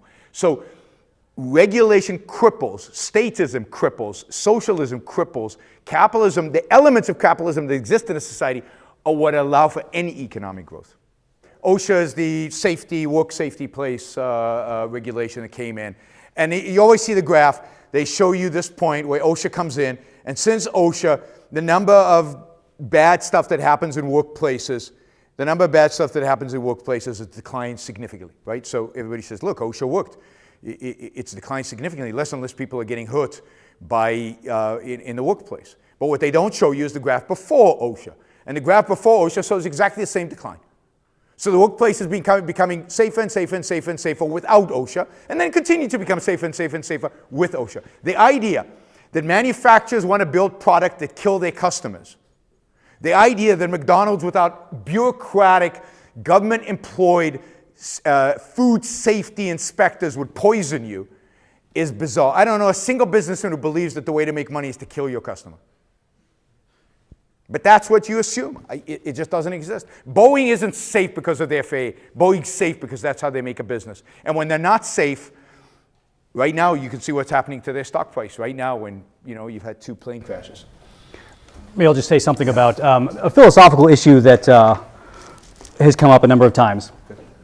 That gets at part of what you were asking. To what extent are we responsible for what we produce? And of course, we're going to take very different views on this. So you've outlined an interesting view according to which, it sounds like, on your view, Steve Jobs is sort of completely responsible for the iPhone. This is part of the libertarian, I think, sort of fetishization of entrepreneurs, the valorization of the Silicon Valley, VC, venture capitalist, entrepreneur types. They're the titans of industry, the heroes in the Ayn Rand novels, who they're the ones who do all the stuff. And so without them, we would all be screwed. And they deserve, therefore, everything that's coming to them, and the torrents of wealth and income that they can capture. Well, it's all deserved. This is, kind of laughable. I mean, even take Steve Jobs, who was no doubt quite skilled. In what sense did he make the iPhone? There are I don't know about millions. There are tens of thousands of people, probably hundreds of thousands of people involved in all the supply chains involved in making an iPhone, all the way down to, probably slave labor in Africa digging in rare earth mineral mines. And without them, there wouldn't be an iPhone. It's true, without Steve Jobs' input, there might not have been an iPhone, although maybe you could find some other tech bro who could figure it out. But a lot of people contributed. And this is just to illustrate a larger point that's really important here. All production is social. Nobody makes anything by themselves. We live in a society, whether we want to deny it or not. We depend on each other. This is a system of cooperation. Libertarians deny this, and they fetishize property rights. And they're like, this is my stuff. I made it. How dare you point a gun at me and take it away from me? To me, that's just hyperbolic. That's not what we're talking about doing. We're talking about acknowledging, like mature adults, that we live in a society and we have to cooperate and we ought to care for one another to some minimal extent.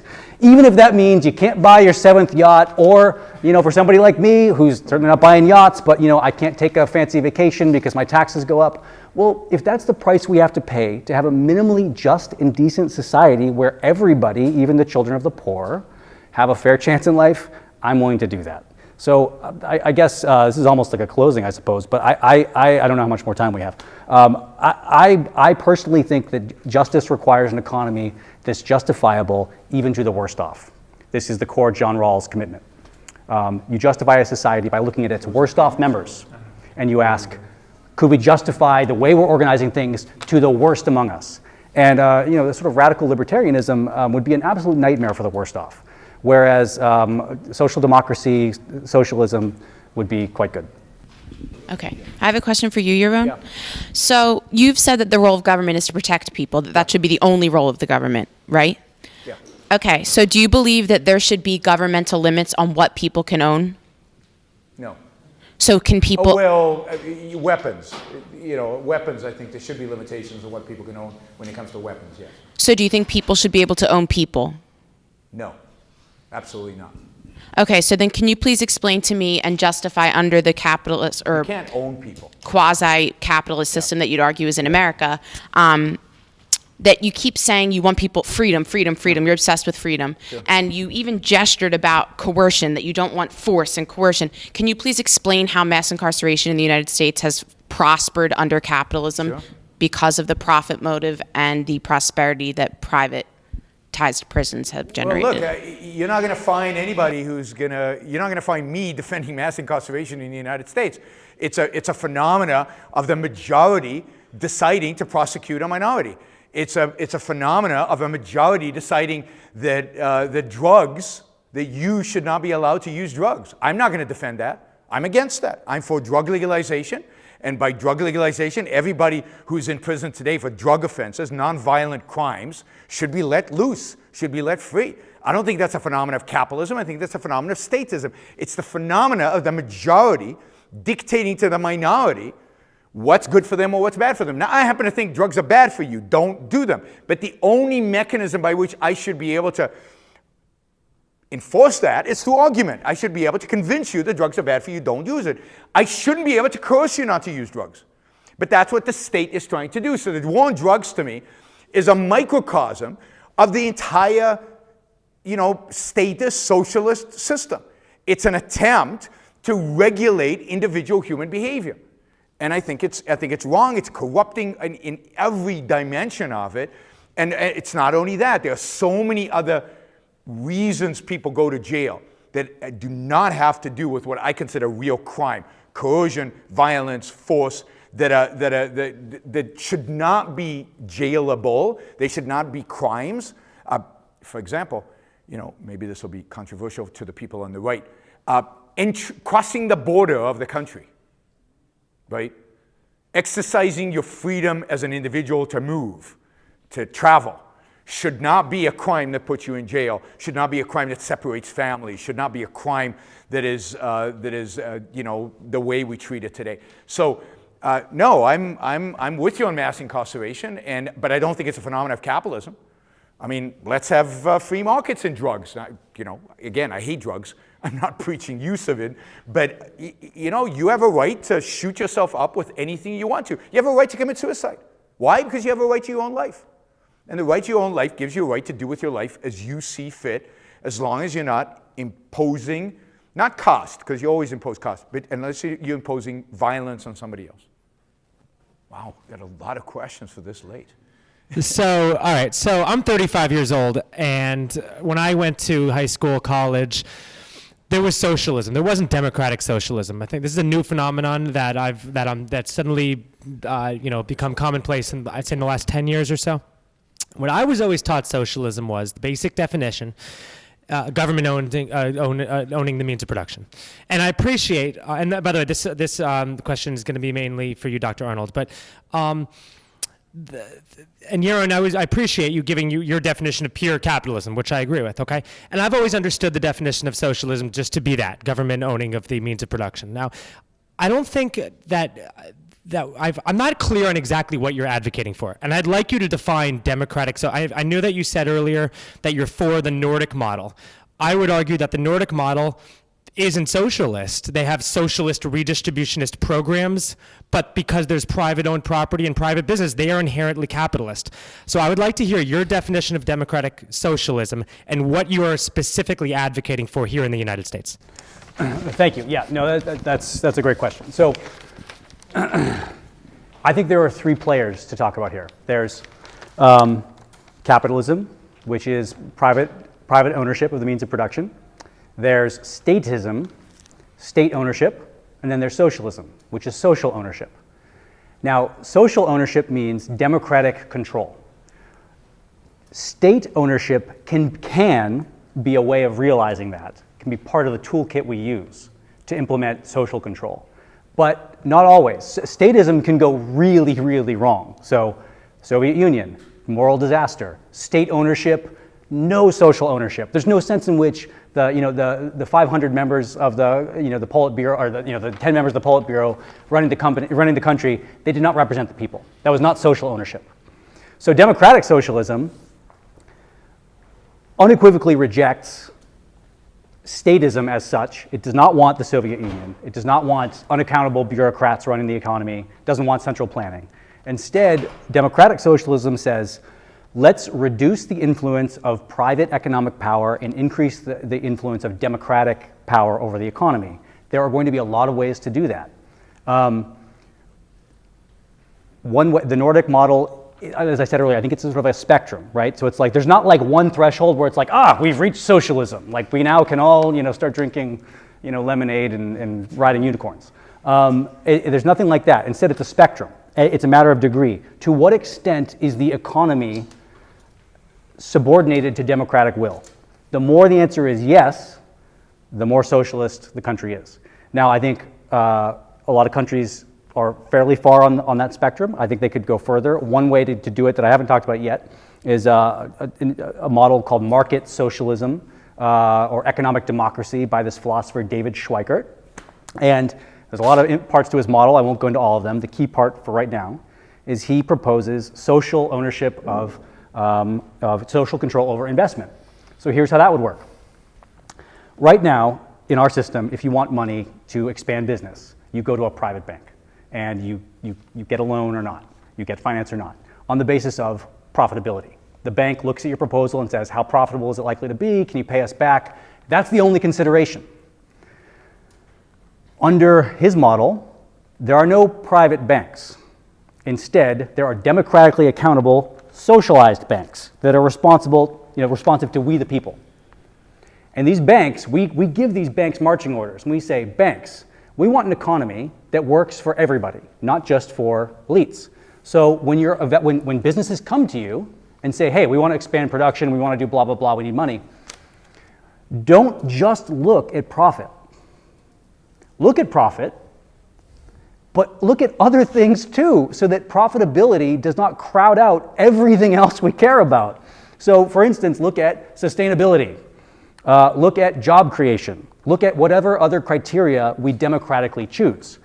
Now, it's a complicated model. I've only explained part of it, but hopefully you can see how if we did this, right, this would nudge the economy further in a socialist direction, precisely because it would, again, help us, the people, start to control the economy to a greater degree. So, good question. What is socialism? It's social control over the means of production. How to get there? There are a lot of different proposals. So let me quick, just one thing to add to that. One of the beauties of capitalism is because it's a system that basically leaves you free, you can experiment with models like this. Nobody's going to stop you, right? So under capitalism, if you want to go start a commune, you get a plot of land or start a bank that is run by voting in the community or any way you want.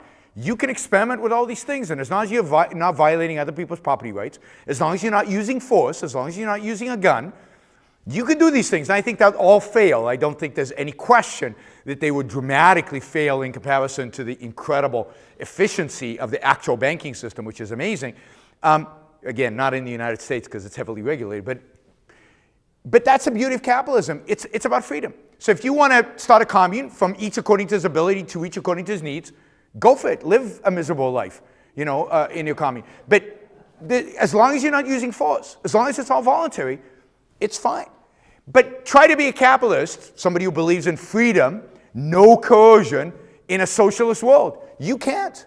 You're going to be dictated to. You're going to be told what to do and how to do. And this is why this is the fundamental moral question. Is it right for the group to rule the individual's life, or should the individual be left free to live his life as he sees fit? That to me is the fundamental moral issue. And I don't believe the group has any business in my life, any group. And this is why rights in a declaration, as inconsistent as was applied and has been applied, are inalienable. You have a right to life, liberty. Inalienable means nobody can take it away, even a majority, even 99%. They can't vote your right to life away. Well, if you take that really seriously, then that means your choices that you make in life cannot be voted away and shouldn't be voted away.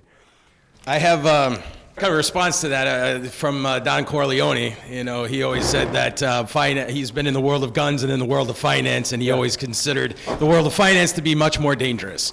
And so I think that one of the things that I've been struggling with about considering capitalism for my entire life is, if we were to go to a more deregulated style of capitalism, it seems to me inevitable that it would have a destabilizing effect on society as a whole. You have these experiments, and that's great. You're right. You're free in a free market, to have these experiments, and a lot of them are going to fail. But isn't that going to necessarily lead to a society that is largely destabilized? And the other thing that I've noticed, especially now, I mean, it's probably easy to say, to any critical question of capitalism, well, it's because it hasn't been really tried yet. I think that a lot of these are philosophical ideas that are hard to get to a real understanding of. So I just want to caution anyone listening that, you got to really think about this. I've got really in depth and really listened to, so I'm really proud of everybody here. The last thing I would ask is, if I were going to make my own pie, right, I would start off with wanting access, not necessarily ownership, right? And I think we conflate those things a lot. And I think what's important is access to a kitchen and to an oven and to flour and to sugar. Now, I have to ask, is my sugar contaminated, right? These are the sorts of things that we have to actually ask the question. We have resources in common. I don't own 5 gallons of the ocean that may or may not be polluted by plastics that are profitable for people to not care about. So my question would be to anybody, how do we actually deal with these things that cannot be specifically allocated? Thank you. Oh, okay. You ended on a different question than I thought you were asking. I thought most of that was targeted to me, so I'll start. Let me just comment on this issue of cooperation, because of course Steve Jobs didn't build it himself. Nobody would argue that he built the iPhone himself. But Everybody along that supply chain, with the possible exclusion of the slave labor in Africa, which I'm certainly not going to justify, was paid. And was paid enough so that they did the work. That is, everybody in a capitalist society exchanges values for value in win-win relationships, otherwise they don't enter those relationships. And yes, 10,000 people to one Steve Jobs, but you know what? There's only one Steve Jobs. The 10,000, not all of them are replaceable, but a certain percentage of them are more replaceable than a Steve Jobs. It's supply and demand, right? So the people who actually assemble the iPhone in China are probably easily replaceable. The engineers who help them in China are probably not very replaceable, so they earn a higher wage. And they add less value, right? The guy who actually assembles the iPhone, anybody can do that. So you doing it as an individual, you're adding the least amount of value. The guy who added the most value to the entire supply chain, including all the people at Apple who worked on the design and Ives and all these guys, the guy who added the most value was Steve Jobs. And that's why he gets the most, right? And again, it was all voluntary. Again, and I'm putting aside the slave labor because slave labor is evil and clearly I would be against that. In terms of plastic in the ocean, and I'm going to have a response that you're going to laugh at, but it's my response and I believe in it. I mean, privatize it, right? The ocean, or the use of the ocean in some way or another. In Iceland, they have found ways to privatize, in a sense, the fishing stock. And again, I'm not an expert on this, so I don't have solutions to every problem the world has ever presented. But I do know, surprisingly, but I do know that privatization works. You don't dump your garbage in my backyard. The more backyards you create, the cleaner the environment becomes. So the fact is that when the Berlin Wall came down, the thing that really shocked people was not so much the poverty, but the filth. The filth. When stuff is socially owned in quotes, it's filthy. Nobody takes care of it.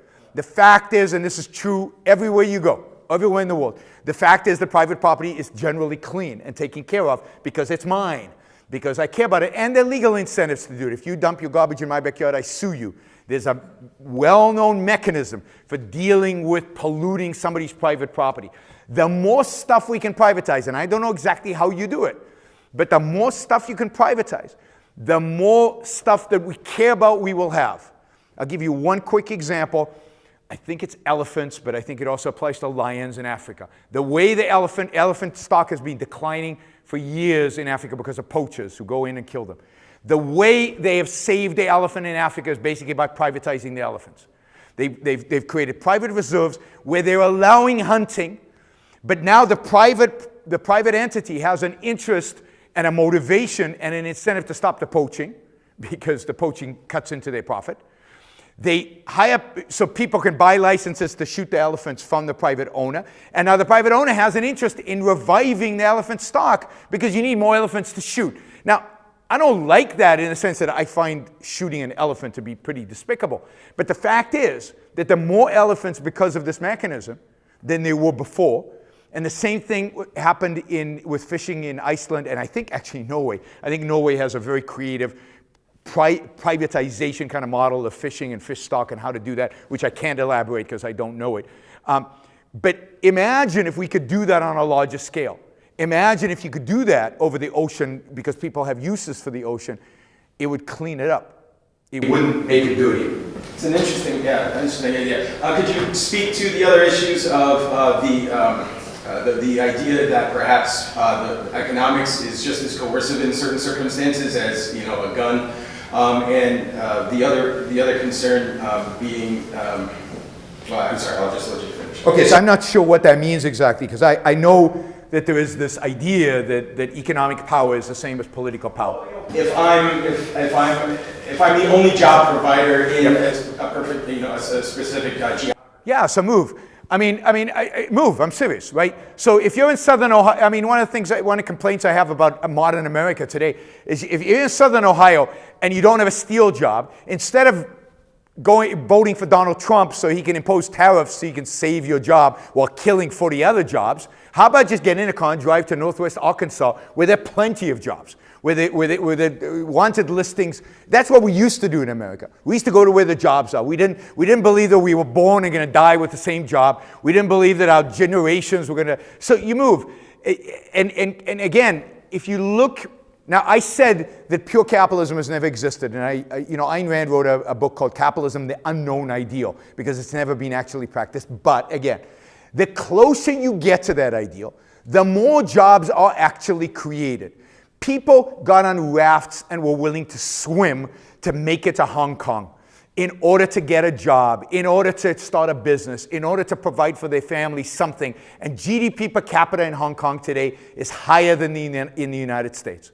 So you can, and there was no safety net, or there's very minimal safety net and very minimal social services, what we consider as the basics. So all of it very minimal. And yet people went there because they had opportunity and they had that desire. So they wanted to be free. They wanted to be free from coercion. And they wanted those opportunities that freedom actually creates. So economic power and political power are not the same thing. With economic power, there are always options. Always options. With political power, there's no option. There's no option. I don't pay my taxes, I go to jail. I don't follow the regulations, I go to jail. There's a gun. With economic power, there's no gun. And there's a fundamental difference between those two types of economic. You don't like your employer, you're not getting the right wage, leave. There are plenty of other employers in the world today. You don't like McDonald's, go to some health store and buy, vegan burgers. I don't know. I mean, the beauty is you've got options and you get to choose. In that sense, it's the most democratic system ever, because individuals, democratic in the sense of individual choice, individuals choose with their feet, individuals choose with their wallets, individuals have options and they make their wishes expressed in their market activity without coercion. I think this reply is emblematic of a mistake common to the libertarian right, massively overestimating the power of exit to check private power. Most people can't pick up and move to, Northwest Arkansas. Moreover, we see here a flaw in neoliberal capitalism. Get rid of borders, get rid of communities, commodify everything. Move to where the jobs are, abandon your family, abandon your friends, abandon your church, abandon everything. Everything must be subordinated to profit. That's where this ends. But maybe that's sounding pretty good to me, actually. I'm kind of into this private property thing. So maybe what we should do is this. As you were talking about oceans, privatizing oceans, I kind of got interested in that. I'm genuinely curious what you would say to this.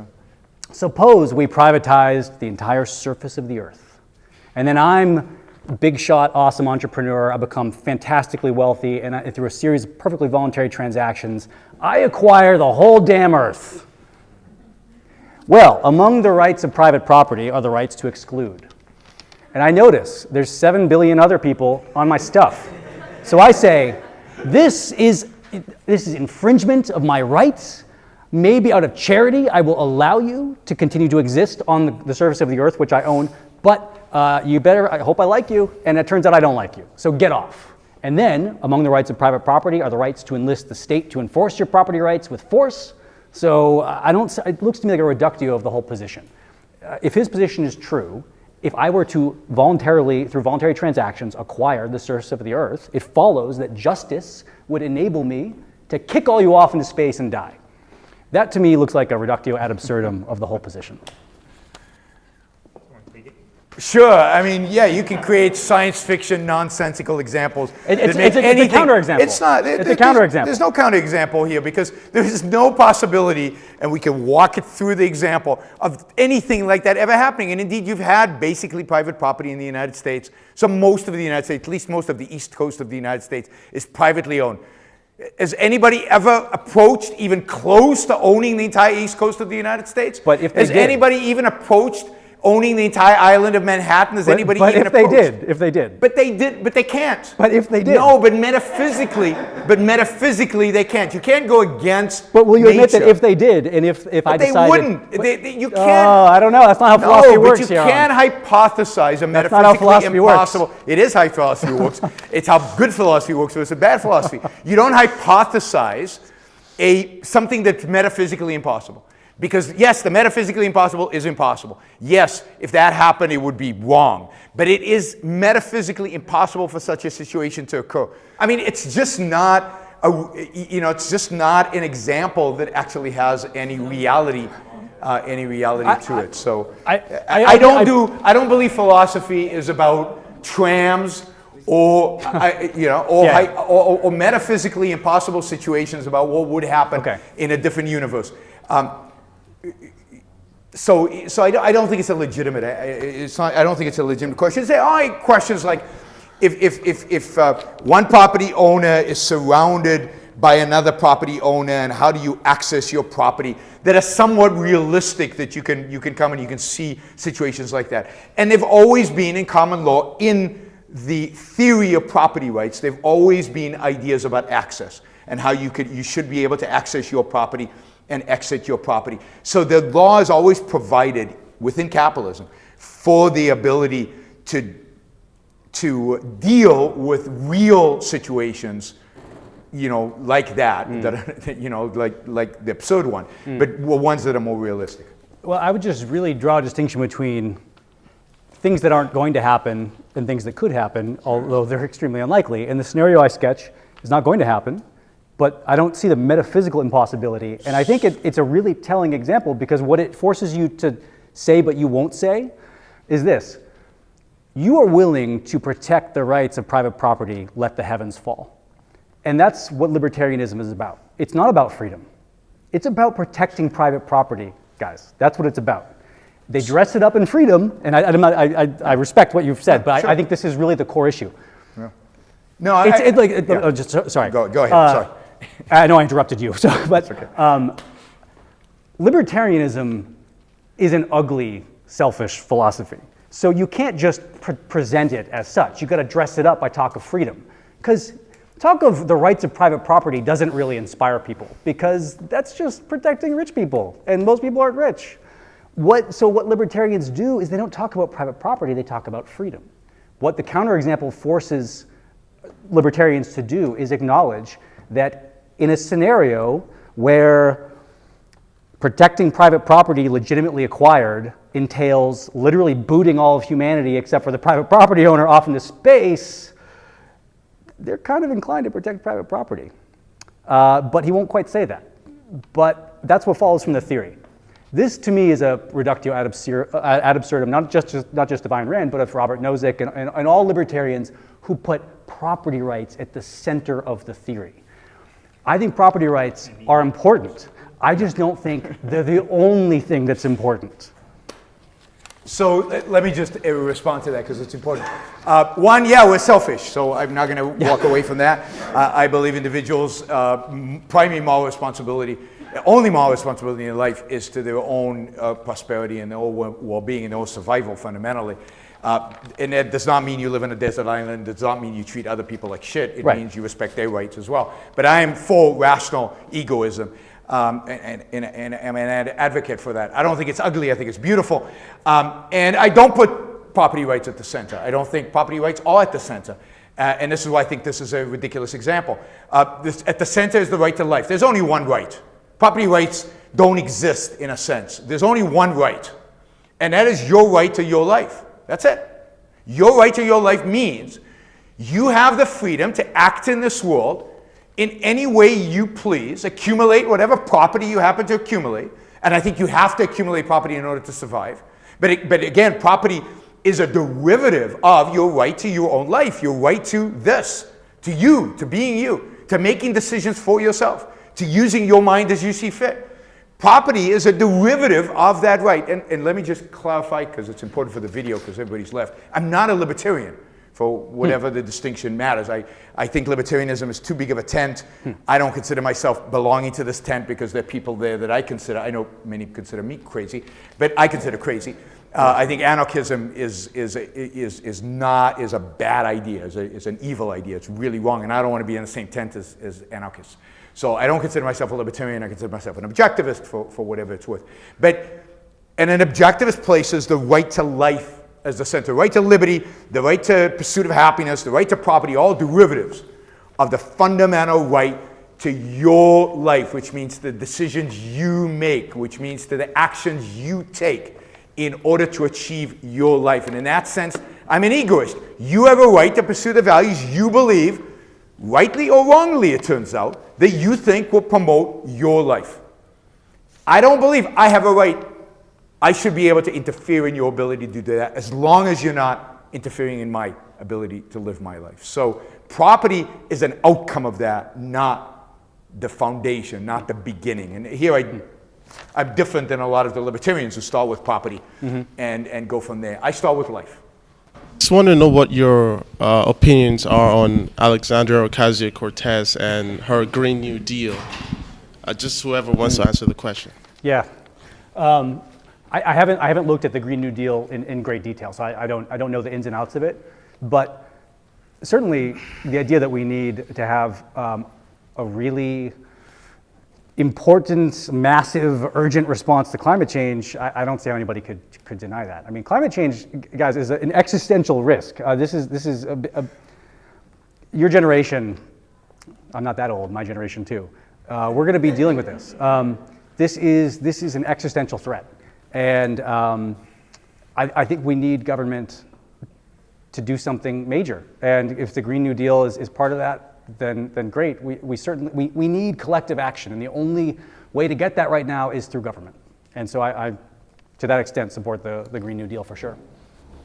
I'll just say I'll be the one person who disagrees. I don't think climate change is an existential threat. I don't think there are many or any. I think the only existential threat to humanity is humanity.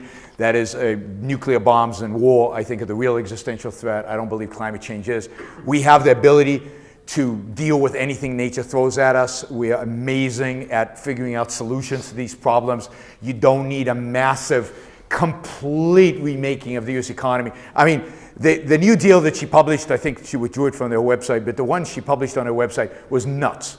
I mean, it was every single building in the United States within 10 years would be retrofitted. There would be no positive carbon footprint. I mean, I guess we stopped breathing. Within 12 years, I guess we kill all the cows. She talks about killing all the cows, so we stop eating beef. I mean, it truly is nuts. Climate change happening, not happening, whatever's happening to the climate, it's changing. It always changes. If it gets significantly warmer, there are all kinds of things that we can do. For example, Canada will become habitable. Maybe some of us will move to Canada. I'm serious about this stuff. People have moved throughout human history because of weather. This is not new. There were ice ages, and humanity moved around because of the ice age. There are going to be costs, but the amazing thing is if we allow the economy to grow, if we allow wealth to actually be created during this period, then we'll be rich enough to be able to deal with whatever climate throws at us in the decades to come. And let me just say this about this generational thing, because this depresses me. I mean, I've never seen a generation so depressed than young people today. I mean, you're convinced that the world's going to end. It's not. It's not going to end. It is. Millennial cults have always existed. And we're just replacing one millennial cult with a new millennial cult. 1989, the IPCC or whatever it was said we had 10 years to fix climate change or we were all going to die equivalent. That was 1989. It's 2000, whatever, 19 already. And life's pretty good out there. Life's pretty good for pretty much everybody. It's not like the climate is destroying human life anywhere on the planet right now. Right now, it's 12 years. Let's meet up in 12 years and we'll figure out whether human life is being demolished, because we're not going to do anything about climate change. Let's be real. Nobody's going to actually implement the Green New Deal, and the Chinese are not going to do it. And if the Chinese don't do it, then carbon emissions are going to still accelerate through the roof.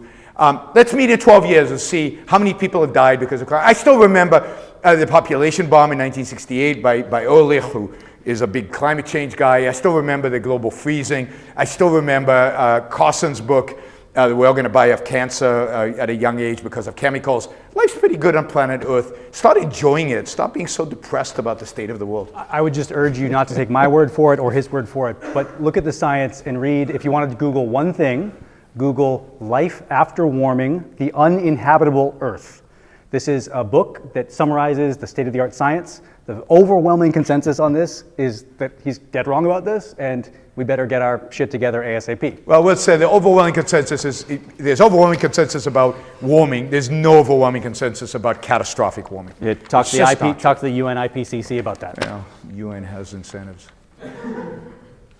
This is backtracking a little bit off of the whole entire world thing, but in the previously mentioned capitalist utopia, what stops companies from paying unlivable wages to their workers? Like, for example, most clothing companies pay 12 cents an hour to the people who make their clothes. What would stop people from being given these unlivable wages while companies are only incentivized to pay the top-ranking person, the person who gives out the wages themselves the most, and they don't owe anything to that bottom worker?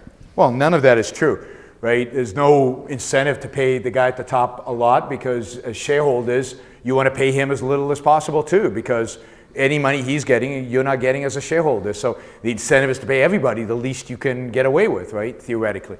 What stops it is what's stopping it right now. It's not, the minimum wage is not dictating wages right now. What dictates wages is productivity. If I pay you less than you are worth in a sense of how much you can produce, you leave and you go somewhere else. What stops it is competition. What stops, not to mention just the fact that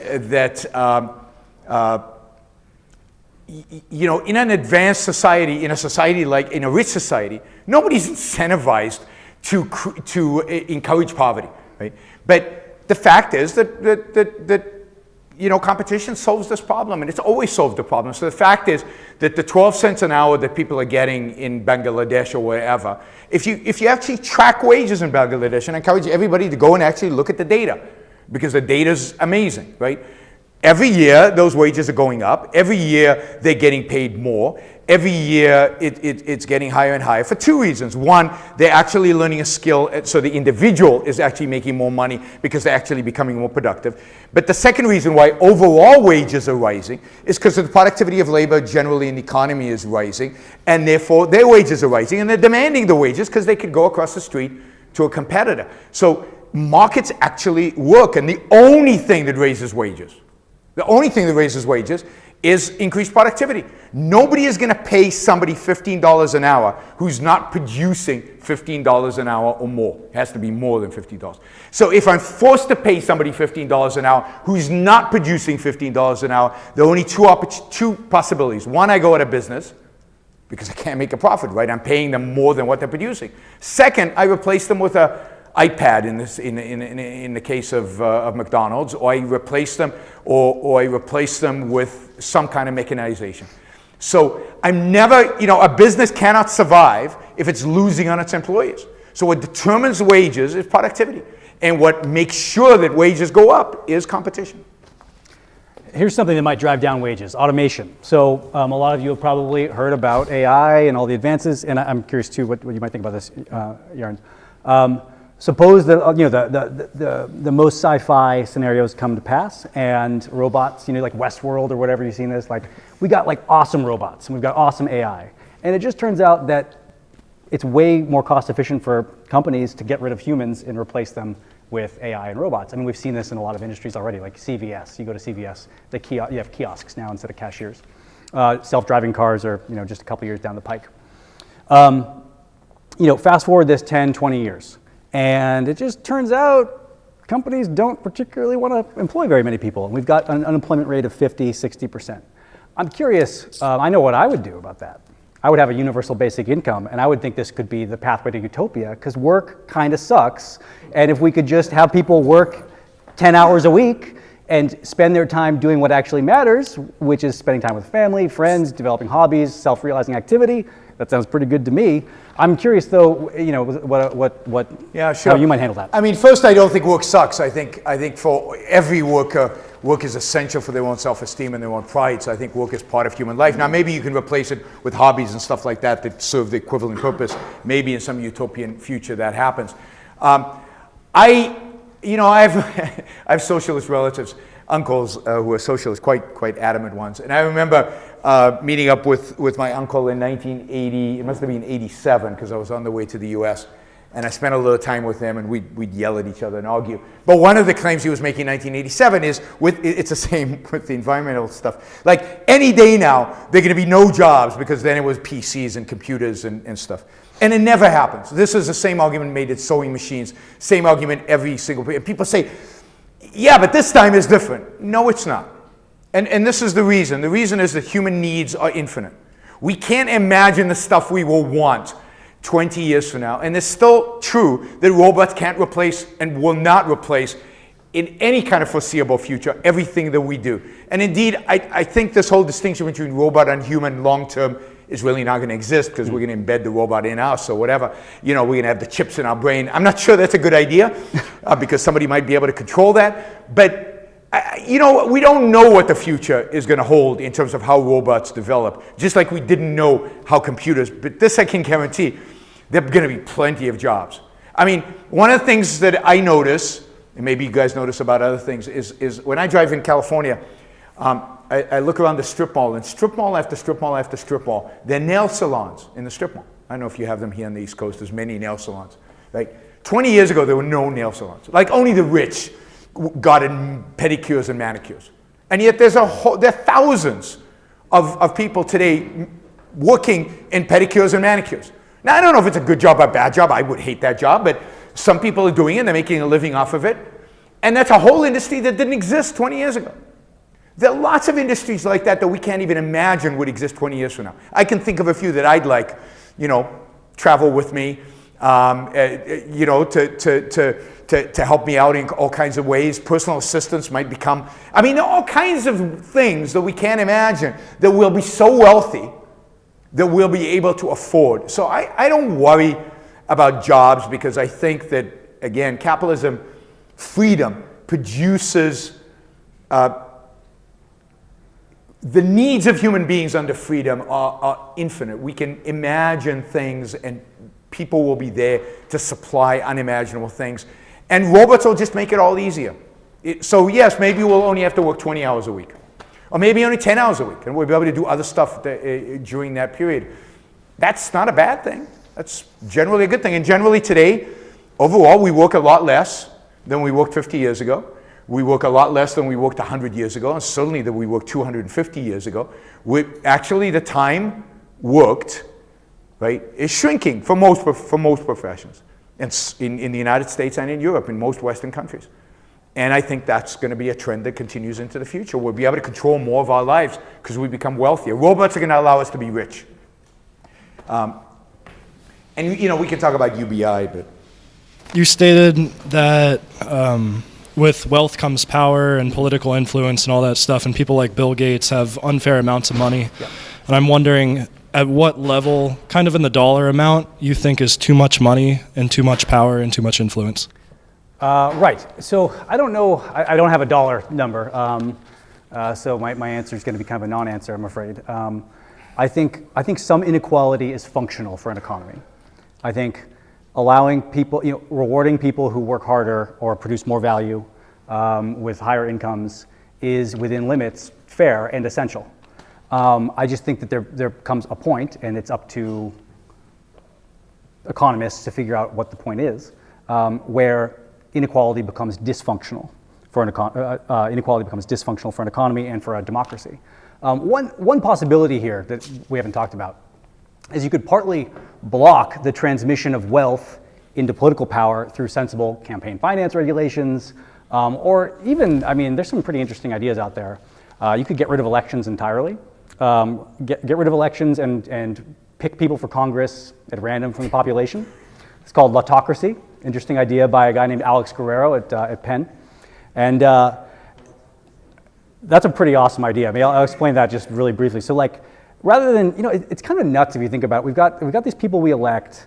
They're beholden to a donor class. They show up on Capitol Hill. They're in a million committees. They're supposed to be experts on everything facing Congress. This is not humanly possible. They spend most of their day fundraising, for one thing.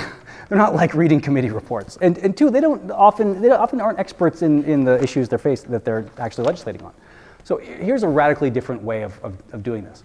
Instead of electing people, let's just break Congress up into like a bunch of different institutions, each focused on one topic. So you've got like an energy legislature, you've got like an education legislature, etc. And then you fill those legislatures by picking people at random from the population. Now, they're going to know nothing, right? More or less. So what you do is you have like a 6-month Lafayette College-style seminar where you bring in experts, competing experts, you bring in me, you bring in him, you bring in competing experts, and you train them up. And then they serve like 3-year terms. And this would be, I think, worth, who knows what, again, this is like back, experiment, who knows what would happen. I'm pretty sure that this system would be less beholden to a donor class since there are no more donors, since there are no more elections. So it could be resistant to capture by the elites in that sense. There's a worry about capturing the experts who come to give the presentations. I won't mention Koch brothers money here, but I'm not. That was a little. I'm not suggesting you are, sir. It's been a long evening. I'm getting a little punchy here.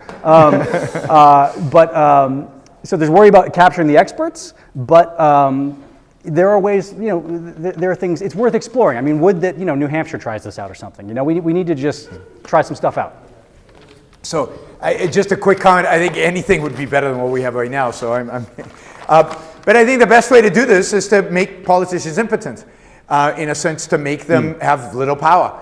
And I'll give you a quick example. Microsoft in 1994 was the largest company in the world, and it actually spent on lobbying exactly $0. It had no lobbying firm. It had no offices in Washington. It did no lobbying, zero, nothing, nada. And it was invited in front of the Senate. And Orrin Hatch, a Republican, stood up and yelled at them. You have got to get an office here. You've got to get a lobbying firm. You've got to participate in what happens in Washington. In other words, you got to bribe me. And Microsoft literally, you can find the story, that was written about this in Slate magazine. Microsoft basically said, you leave us alone, we'll leave you alone. We're not interested. We don't want to lobby. We're doing our thing. We're creating value. We don't need you guys. And they went away. 6 months later, Justice Department knocks on the door. And what was the accusation against Microsoft? They were giving away something for free, Internet Explorer. That was the accusation. And what did Microsoft learn from the experiment? They learned that if they didn't lobby, the politicians were going to come after them. Google has never had antitrust problems. Why? Because they started spreading the money early, very early. Right in the beginning when they got venture capital, they started spreading the money to the politicians. So the system today is geared towards the politicians sucking influence. The only way, in my view, to stop that is to not give the politicians any power, to make the economy truly free of politics. And again, you can then run your experiments within that freedom, within voluntary exchange. You can run whatever experiment you want. But then there's no power of the gun imposed on our lives.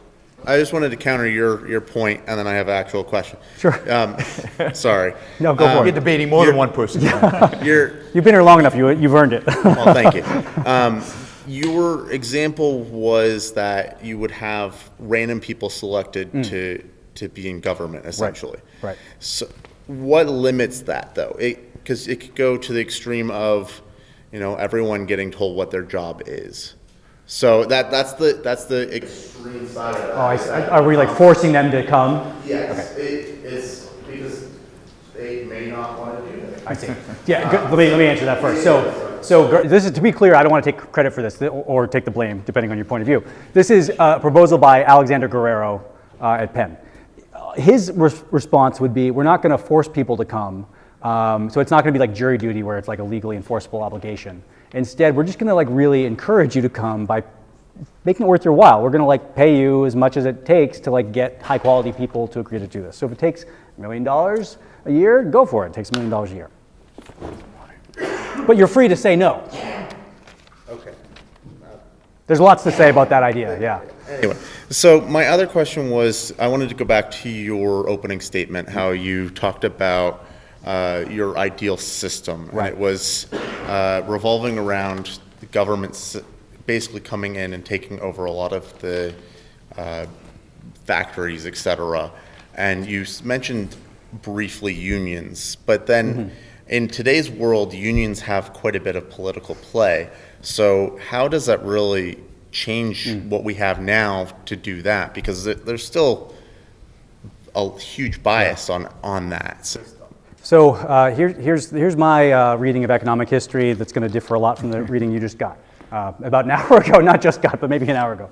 I think the collapse of unions in our country has been a disaster for the working class. So only about I think it's around 10%, 14%, 7 to 14%, something like that, of American workers are unionized. Unionization rates used to be much higher in our country. I can't remember off the top of my head what they were, but they were north of 30, 40%. And this is essential to sandpaper off the sharp edges of capitalism. You just need, for working people, to have some counterweight to the power of owners. Owners are rich people who have a lot of influence and power, and they've got great bargaining power. And if you're just facing Walmart as an individual worker, a lot of luck. You have no bargaining power. Walmart doesn't give a fig whether you quit or not. If you have a union, if you unionize, you come together, well, now you're talking. Now maybe workers can actually get a fair deal.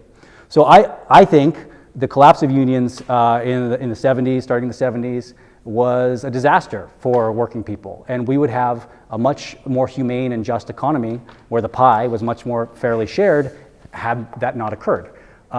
Now, you can see, this is not just, again, this is not just my sort of unwarranted speculation, because we can look at other countries that do have more egalitarian distributions of wealth and income, like Canada and the Nordic countries, and they have much higher rates of unionization.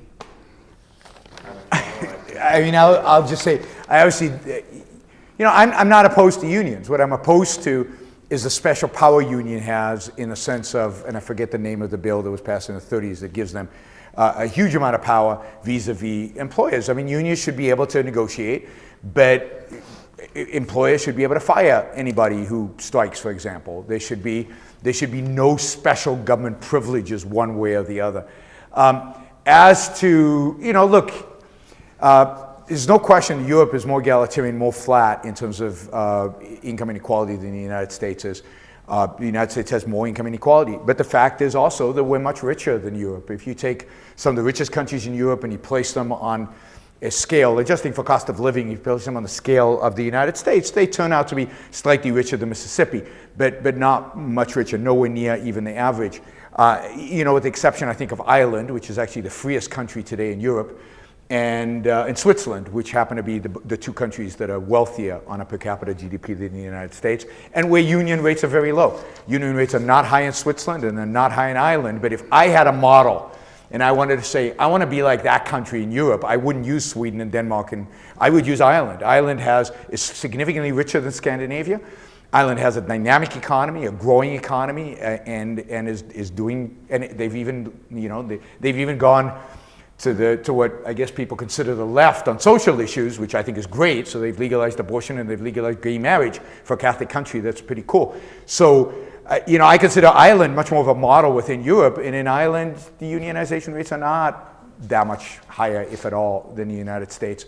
One of the reasons union rates have gone down is because they're not needed as much in a tech-oriented economy. They're not needed as much when individual productivity can be measured at a much better rate than it used to be. It's true that when everybody was doing the same job and you couldn't actually tell who was a better worker and who was not, then there was power in grouping together and negotiating as a group. But when you're actually the more productive person on the line and you can show it because now everything is measured and everything is monitored, then you don't want to be in the union. You actually want to negotiate a better salary because you're being more productive. You don't want to be driven down.